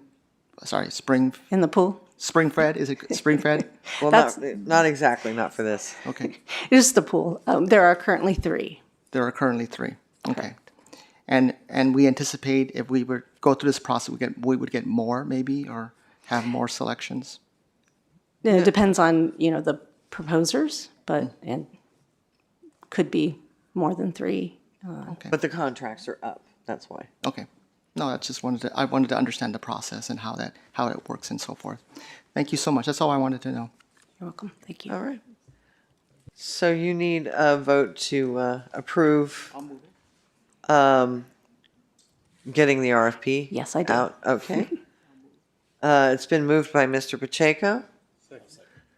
Seconded by Mr. Palkey. Sorry, I got you both at the same time. All those in favor say aye. Aye. Any opposition? Abstentions? Seeing none, the motion passes. You let us know if we need anything, or you need anything else from us. I will. Thank you. Ms. Walker. I'm sorry, it just came to me again. I would like to ask that as we have our members that come and testify before the board, that we just remind, it would be very frustrating for me if I were to come and then, make a case or a presentation and they just see us staring at them. Instead of, like acknowledging, yes, we've heard you, but we're not able to respond to you. Because I think it's frustrating, and I think it should be a reminder at the start of every public comment, because it's not a good look for us. Reminder of what? I would just, Robert Carlin from the CalPERS legal office. I would just add that silence as the default is actually the appropriate posture for the board to take with public comment. I'll let you go ahead, Ms. Walker, sorry. I am not arguing that we should not be silent. What I'm saying is, for somebody who's coming in, they don't come to all of our meetings, they might not understand the process. So they're passionate about what they're saying. It is very important to them. We know we have silence, and we know why. They don't. So there should be a disclaimer or whatever before people start, so that then, it doesn't, they don't feel like they're, Disregarded. talking to a wall. Got it. I think that'd be perfectly appropriate. We could provide language like that would make it clear that the board is unable to provide a response, but they welcome the public comment and look forward to hearing it. Yeah. We could definitely put something together like that for the chairs. That's fine. So I won't say anything for the next commenters then. But I think they can hear us, so I appreciate that. So we just passed 8C, which means we're moving on to 9A, and that is Mr. Brown for our state and federal legislative updates. Good morning again. Danny Brown, CalPERS team member. This is the state and federal legislative update. The first year of the 2-year legislative session has just ended, and all the bills that have passed legislature have either been signed or vetoed by the governor. So there's not a lot to discuss this time of year. You can find the details of all the track bills in your written report. I will just point out 2 bills the board supported. Senate Bill 351 regarding the codification of the corporate practice of medicine, and Senate Bill 853, the 2025 retirement omnibus bill. Both of these were signed by the governor. The legislature is scheduled to reconvene on January 5th. And then there'll be an initial flurry of activity as the legislature takes up the 2-year bills that need to get out of the House of Origin by the end of January. After that, as I mentioned earlier, the next important date is February 20th, when new bills need to be introduced. So by the next board meeting in February, we should have a better sense of what's in store for 2026. And with that, I will turn it over to Dan Crowley and Krishma Page, who will provide the federal update. Thank you, Danny. Krishma, do you want to kick us off? That sounds great. Greetings to the board. Thank you so much for the opportunity to be with you today. Dan and I wanted to provide a quick update on federal policy matters. I'm going to start with a brief update on what has been happening in Washington, D.C., and Dan will then dive into some of the details on issues that are impacting the investment policy space. So let me just start with the current state of the funding of the federal government, which is just as of last week, there was the ending of a record 43-day shutdown. So Congress came together after what has been one of the longest shutdowns in history, along with the White House, to pass an agreement that reopened the government. It allowed for 3 full-year FY 2026 appropriations bills on issues related to military construction, agriculture, and legislative branch activities, and then a continuing resolution for the balance of the government. that runs through January 30th, 2026. Back pay was provided for furloughed workers and reinstatement of those that were laid off. And one of the key aspects of negotiation during the shutdown was the issue related to the extension of the enhanced ACA premium tax credit. There was no extension as part of the final agreement to reopen the government, but there was a commitment to allow for a Senate vote on the ACA premium tax credits extension in mid-December. So where we are right now is that we do have a funded, functioning federal government. And the question is what comes next. And a couple different touch points that I wanted to talk a little bit about, and then sort of just the general atmospherics of what's driving the agenda as we move into 2026. One is that this January 30th deadline is, on the one hand, 2 months away, on the other hand, right around the corner. And that is going to be, I think, the subject of negotiation as we move into the balance of the year, into early next year. There are some negotiations that are ongoing, but we could very well be in a scenario that, absent an agreement on a bipartisan, bicameral basis, that we could be facing another shutdown at the end of January, be it a partial one. So that is certainly within the realm of possible. Besides that, there is discussion right now, starting up again, about a potential reconciliation measure. And a reconciliation measure is a measure that typically has revenue or budgetary consequences that allows for expedited review on the Senate side. That bill was, or that measure, or that process was the measure by which we passed H.R. 1, which was the recent Tax Cuts and Jobs Act extension bill, along with a number of healthcare provisions earlier this year. So there is discussion about a potential second reconciliation bill, including aspects on the healthcare side. But again, that's very early stages, and there will need to be a real understanding of what the scope of that is, and I think, again, significant party discipline on the Republican side to move that forward, where the majorities are pretty slim on both the House and Senate. Beyond that, while we've sort of passed the shutdown and are still negotiating other issues like the next appropriations measure and the next National Defense Authorization Act, which is an authorization that occurs on an annual basis. It is a moment where there's a lot of discussion around bipartisan priorities. So work is being done on a whole host of items, some must do, some aspirational, including issues such as the Farm Bill, which includes topics such as digital assets and the CFTC reauthorization.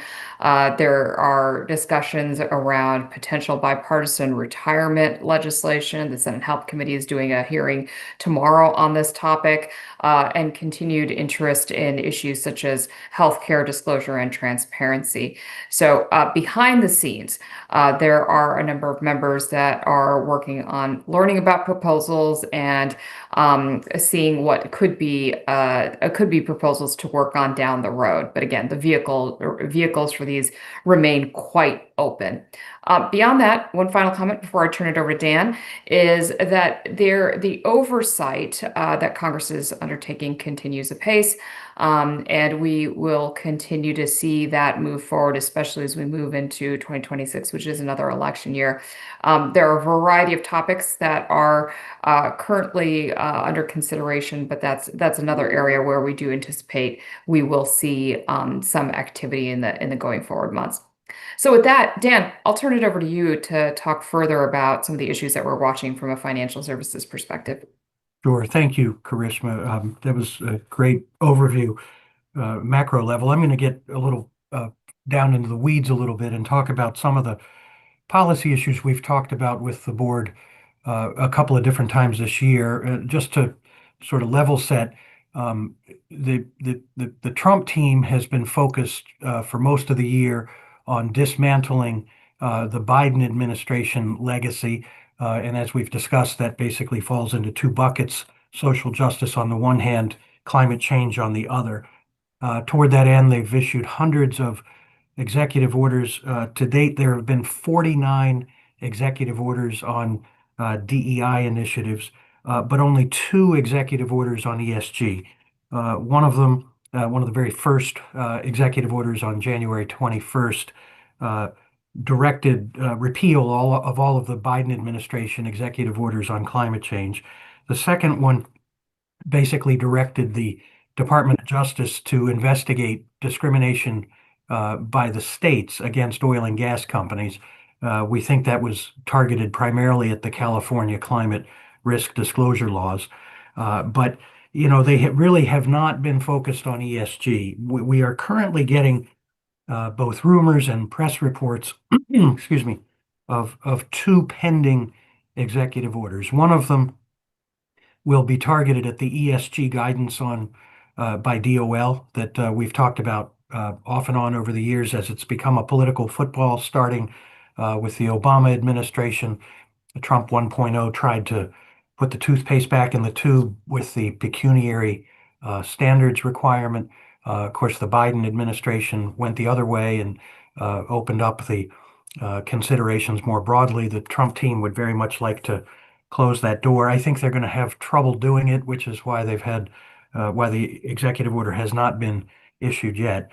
The second executive order, and this was reported in the Wall Street Journal a week or so ago, will be focused on proxy advisors, this question of whether they're violating antitrust laws, and the question of whether the so-called massive passives, the big indexed institutional funds like Vanguard, BlackRock, State Street, and so forth, looking into their proxy voting policies and whether it's appropriate to be voting proxies on behalf of beneficial owners that they may not even know.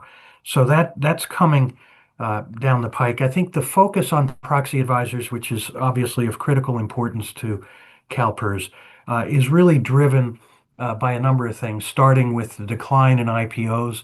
We have roughly half the number of publicly traded companies that we had 25 years ago. And rightly or wrongly, the proxy advisors are being vilified as the reason for the decline in IPOs. My own view is that they have very little responsibility for that. The reality is that it costs somewhere between $4 and $5 million a year to be a publicly traded company because of the compliance obligations, the SEC reporting requirements, and so forth. Proxy advisors really play no role in that. But for whatever reason, they have been vilified. To me, it's a proxy war. It's not really about proxy advisors so much as it is about shareholder rights. And so we've been talking to Danny and his team about ways to push back on that. We've been in touch with our allies at the Council of Institutional Investors and so forth. Actually met with the folks from ISS on Monday to discuss strategy. You know, on the other side of the ledger, you've got the Chamber of Commerce, the exchanges, and other folks who represent or stand to benefit from favoring issuers and their CEOs over the shareholders. And that's an issue that's just simply going to continue. We're going to have to engage in. The California climate laws, as you know, today was reported that the Ninth Circuit has allowed the case to be stayed. The SB 261, which would have required issuers with a presence in California to adopt climate risk transition plans, has been stayed. That would have taken effect at the end of the year. SB 253, which requires greenhouse gas emissions, will presumably be allowed to continue to move forward. That takes effect in June of this year. There is a Supreme Court case pending. Both the U.S. Chamber and ExxonMobil have filed suits to try to stop those laws, but we're watching those developments closely. The related effort is to establish a global baseline for sustainability disclosures for investors. We continue to support ISSB adoption around the world. So far, 36 jurisdictions have adopted International Accounting Standards Board standards. The issue now is what Europe is going to do with respect to their Corporate Sustainability Reporting Directive and the Corporate Sustainability Due Diligence Directive. CSDDD is a particular target of the administration as a violation of our corporate governance laws and undermining the fiduciary duty of corporate boards. CSRD is caught up in the omnibus process, and the real question is whether the Europeans are going to adopt ISSB as the foundation, the baseload below which disclosures will not be allowed to fall, or whether they're going to create their own standards through the European Sustainability Reporting Disclosure Directive. And the fear is that if they go off in a different direction, that will make it more confusing for investors, less efficient for issuers, and create the need to file separate types of disclosures depending on the jurisdiction. So again, we're working to try to create a global baseline of one standard for the benefit of investors. With that, I will stop, and Karishma and I would be very happy to take any questions. Mr. Pacheco, go ahead. Thank you. And is it on? Yes, it's on. Mr. Brown, I thank you very much for and thank you for the comments from K.L. Gates as well. That's very informative. I wanted to go back to the your bills in terms of first of all, I wanted to compliment staff and their expertise and their advocacy for SB 351, the private equity and health facilities. Really appreciate what you did to make sure that went through the whole process and the governor's process and so forth.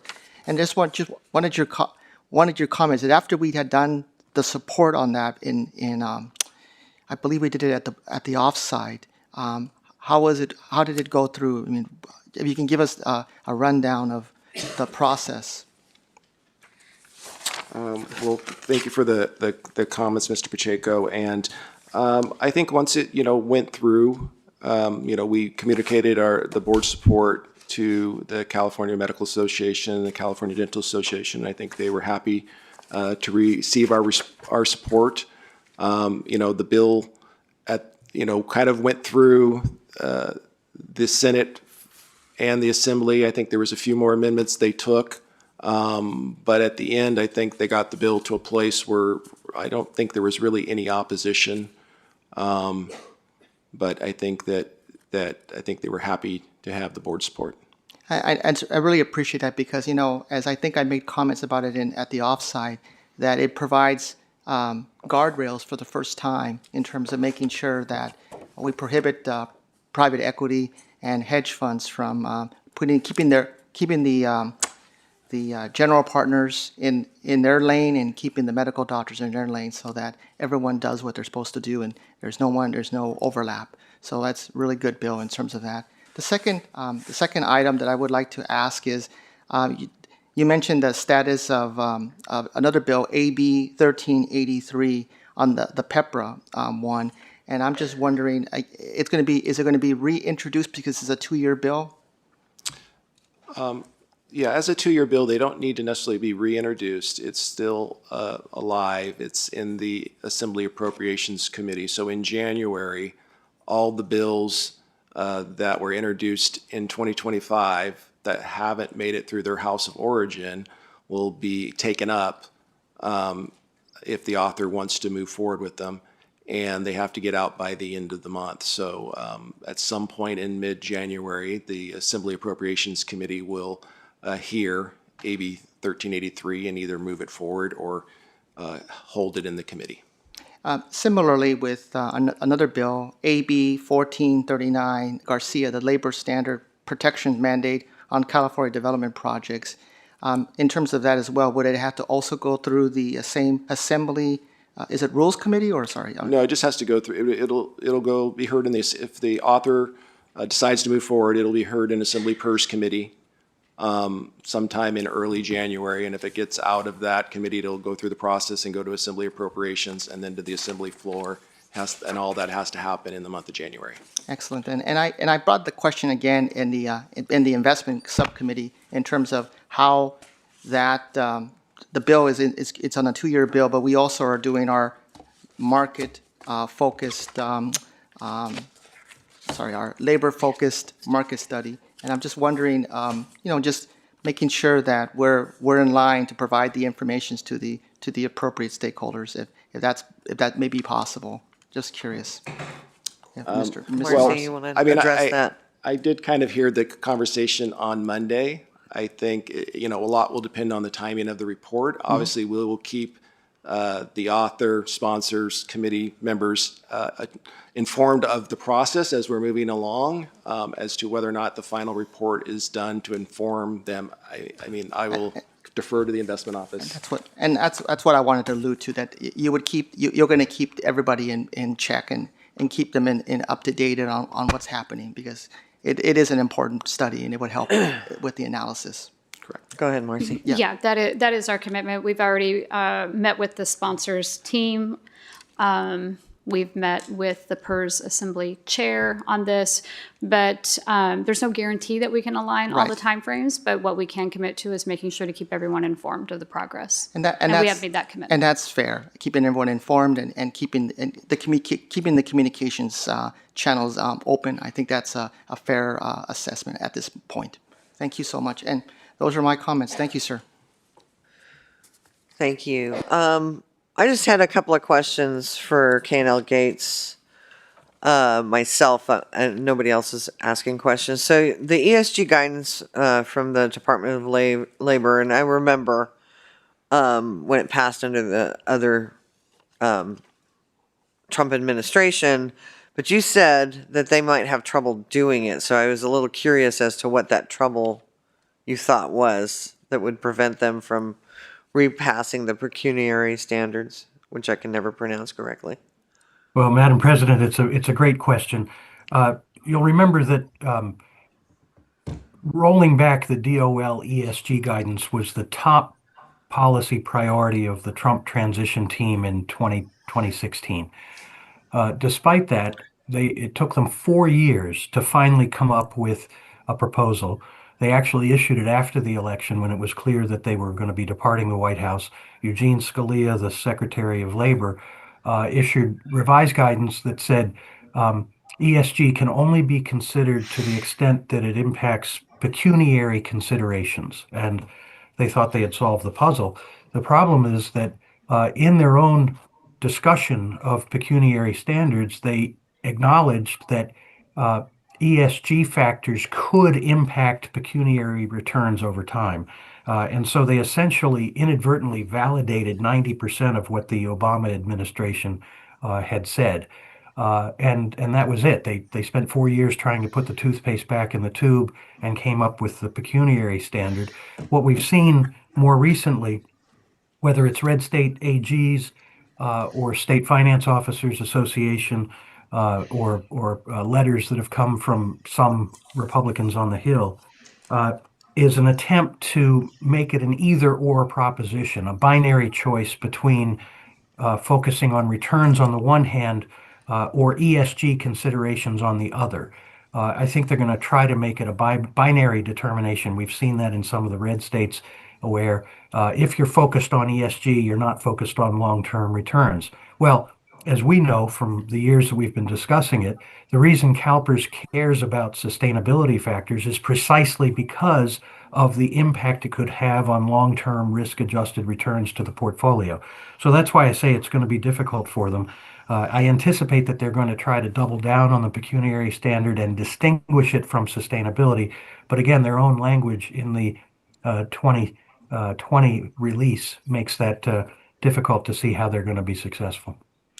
So do you foresee just a longer time frame before we see what they're planning, basically, on how they're planning it? I do know that they're working on it. We have friends in the administration, including former associates and colleagues in key positions. So we do know they're working on it, but it's a challenge for them to come up with something that is legitimate and effective. Right now, we're still in the political discussion phase where it's easy to be against ESG because it sounds like something, a tree hugger in California came up with. But the reality is that these considerations are increasingly important, particularly to long-term investors, because what is material in the next calendar quarter can be very different when you're looking at returns for employees entering the workforce today that are going to work over the next 40 years. When you have a 40-year investment horizon, I think it fundamentally changes the perspective and changes the nature of the fiduciary duty. So there is this political effort to revisit ESG and the guidance coming out of DOL. I frankly wonder or question their ability to be effective in that. I think they're focused too much on the politics and not enough on the substance. And to sort of drill down on that a little more, if you look at the change in rhetoric between the Obama administration, Trump 1.0, and Biden, you would think that the policy changes were dramatically different. In fact, the regulatory changes were de minimis, but the political rhetoric shifted 180 degrees. So I think they're going to have trouble reconciling the political statements with the reality of the guidance to fiduciaries. But it'll be interesting to see what they come up with. Right, and the reality on the ground as institutional investors and fiduciaries and what we have to do. My second question, and thank you for that answer, and I really appreciate your K&L Gates work in that space for us, was the proxy voting process. I wanted to congratulate you on working really hard with CII and ISS to do some pushback on this other position of theirs, the right now that is basically working to take away investor rights, I think, and you said that in your presentation, but I do want to thank you very much for doing that. So I guess it wasn't a question, it was more of a statement. Thank you very much. Thank you. Danny, anything else? Nothing else for me. Thank you. All right, with that, any questions from the board? All right. I am on 9B, which is summary of board direction. I noted two. So one is to create language for the board president and chairs of committees to declare at the beginning of each of the meetings around public comment that the board has a silent posture on public comment. And then second, also from Ms. Walker, was on agenda items that are as significant as an action item that we treat them like other policy items where there's a first reading before we get to an action item. And we give more detail on the stakeholder engagement processes and feedback from stakeholders as we've talked to them in advance of these proposals. I appreciate that. I thought we had sort of fixed that early on, but it sort of happened again. So we would like that. Thank you very much. That summary of board direction. Next is public comment, and I do have 4 public commenters, starting with Charlie Solt, Al Darby, and Willette Jacobs.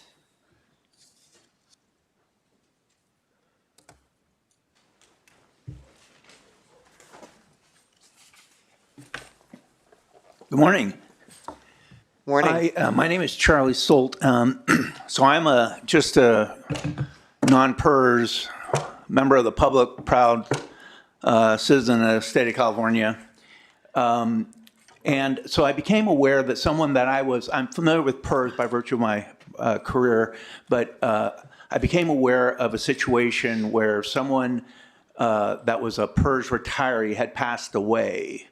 And the checks kept coming, and the family of that individual was still spending the money, and it wore on me, you know. And so I decided I needed to do something. So I came down to the office and I explained the situation. And I was met with a little resistance because a lot of excuses as to what we can't do, what we can't do, what we can't do. But I'm pretty persistent, and they ultimately made some phone calls and agreed that a letter would be sent to this individual to prove whether or not they were alive. So my initial request is to say, if I know you guys can't do anything, but maybe there's somebody out in the audience of PERS that could meet with me to kind of let me know if that ever went forward. But separate from that, so that's a big issue. Here's, Charlie Solt, a no-name here in California, hearing about a PERS retiree out in, Kansas that's still collecting the money.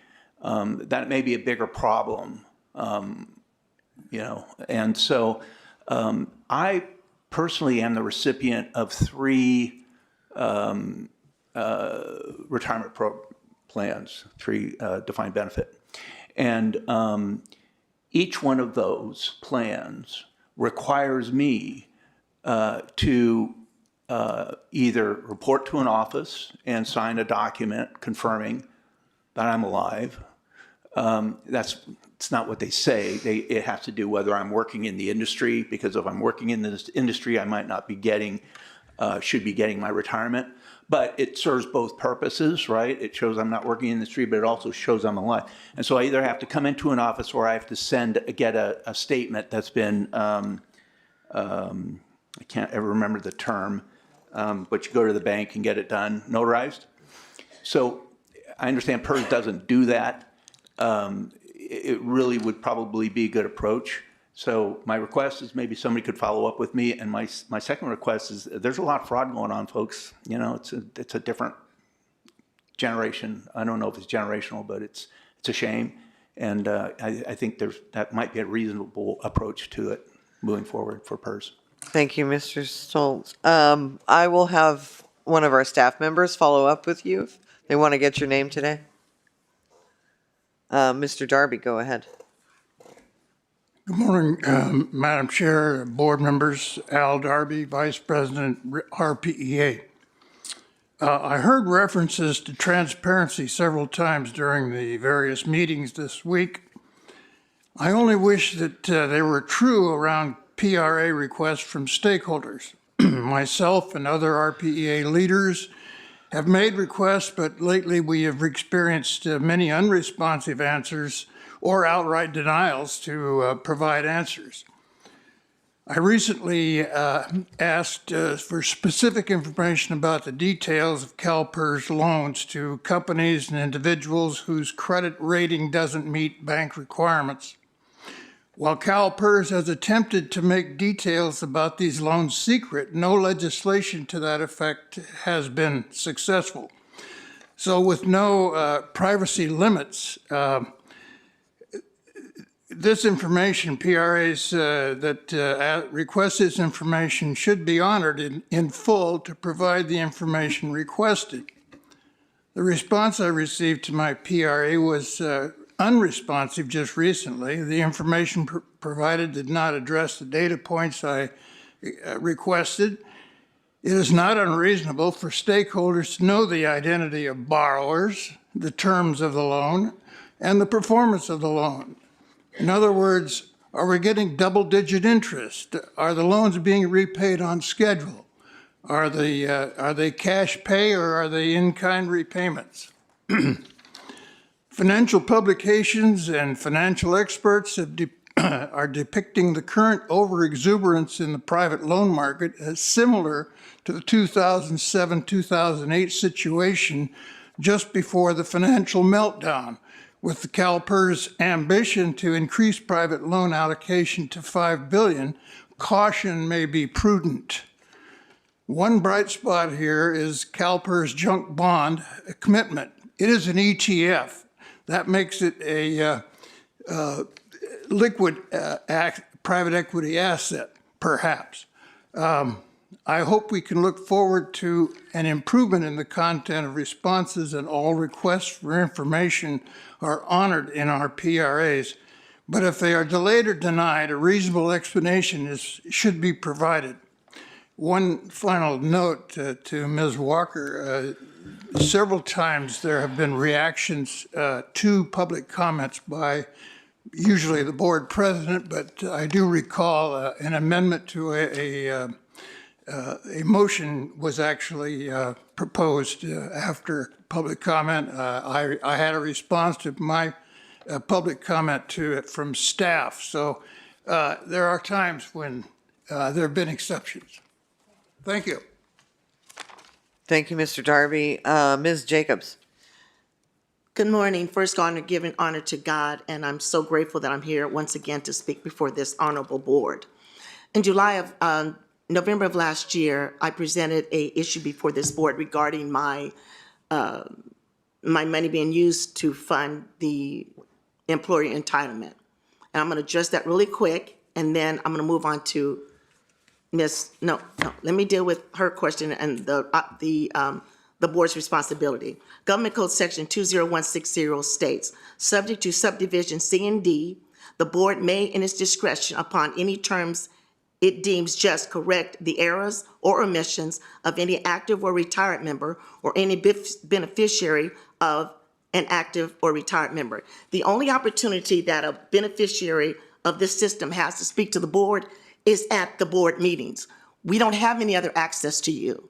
So to shut us down here is unreasonable, or the system needs to create a system upon which a beneficiary can address the board to where they can get their questions answered or their benefits corrected. Number two, Government Code Section 20164, the obligation of the system to the members continue throughout their respective memberships, and the obligation of the system to retired members continue throughout their lives of the respective retired members, and thereafter until the obligation of the respective beneficiaries under optional settlements have been discharged. The obligation of the system, the obligation of any member to this system continues throughout his or her membership and thereafter until all the obligations of the system to or in respect to him or her have been discharged. In cases where the system owes money to a member, the beneficiary, the period of statute of limitations shall not end. I came here asking for my money, and you instructed Margie Frost? Yeah, I'm sorry, Margie Frost to address the issue. I didn't hear from her, and it's been another year. So what I did was I requested a refund of my money. I received a letter from CalPERS which states, after your application has been received by CalPERS, after review of your account, you are vested and eligible to receive a lifetime benefit from CalPERS. To receive an estimate of your lifetime benefit, you can log into my CalPERS. Should you choose to apply for retirement instead of taking a refund, please contact us within 10 days from the date I contacted CalPERS. I canceled my refund request. I asked for my benefit to be paid under Government Code Section 21418, which states the disability retirement allowance for a peace officer, state safety, peace officer, state, industrial, or local safety member retired because of disability shall to be derived from his or her accumulated normal contribution and contribution of the employer. My money was taken. It was given back. I asked for it. They had 30 days to get me my money.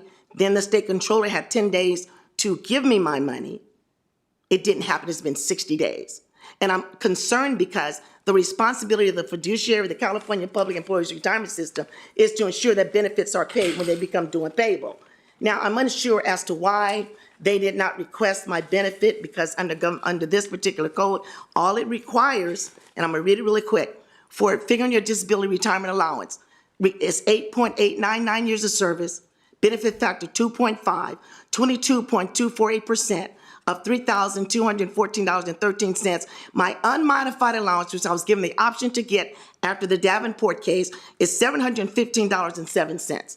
I didn't get it, and the responsibility of this system is to request the $715.07 from the constitutionally mandated state controller's office to pay the warrant.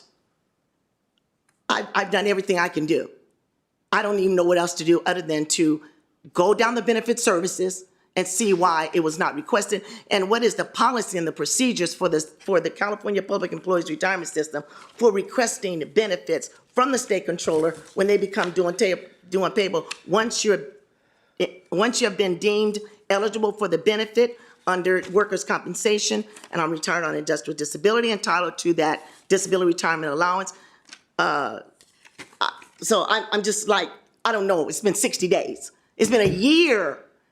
And then 60 days from when I requested the refund, and I elected not to get the refund because I'm entitled to the life. It says, after review of your account, you are vested and eligible to receive a lifetime benefit from CalPERS. You have exceeded your time. I thank you for listening to you. Yeah, to me. I'll have really someone take a look at it for you. Please. Thank you so much.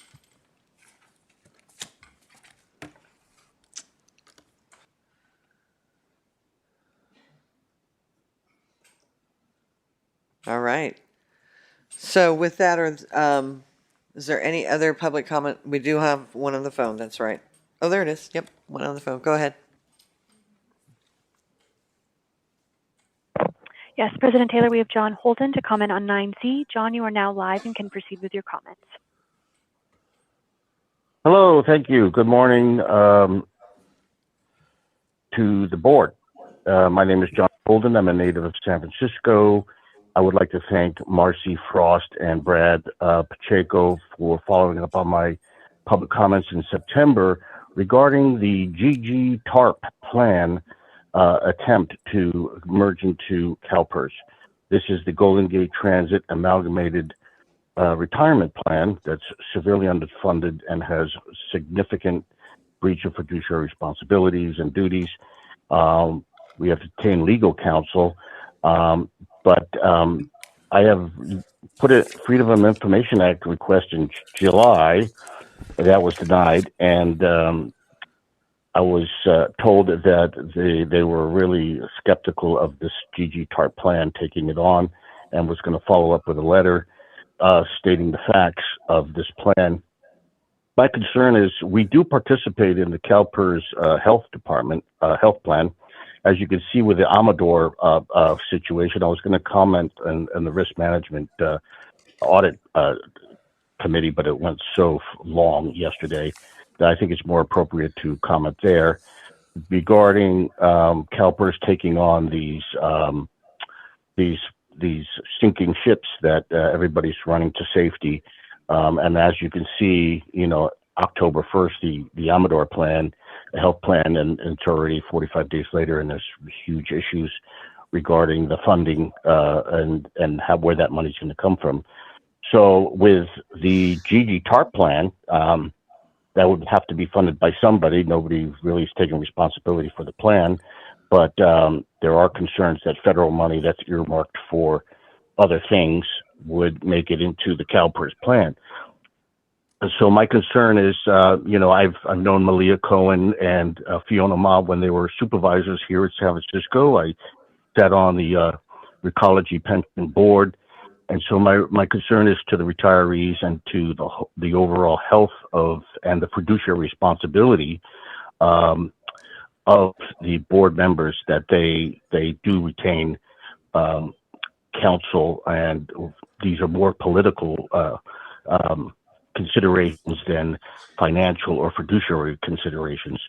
So I would caution you to do your due diligence, and I would also like to go on the record to say retain all correspondence and documentation from the GG TARP plan, which will probably be making it into discovery on a legal issue. Thank you so much to all of you, and have a good holiday season. Thank you. Thank you very much. We appreciate it. With that, we will adjourn the open session and go into closed session for items 1 through 3. From the closed session agenda, we will receive the General Counsel's update on pending litigation. After the closed session, we will reconvene in open session. However, we get a 15-minute break. So I'll see everybody back at 11:35.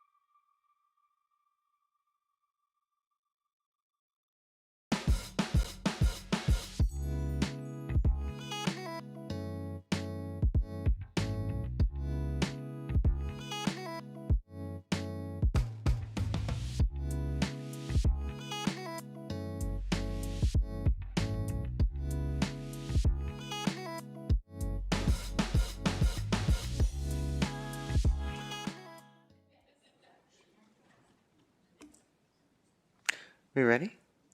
Yay. All right. Welcome back into open session. This adjourns this month's Board of Administration meeting. The Board of Administration Education Day is scheduled for January 20th, 2026, and the Stakeholder Forum is scheduled for January 21st, 2026, and then after that, we will have our February board meeting. Thank you all for coming. Have a good afternoon.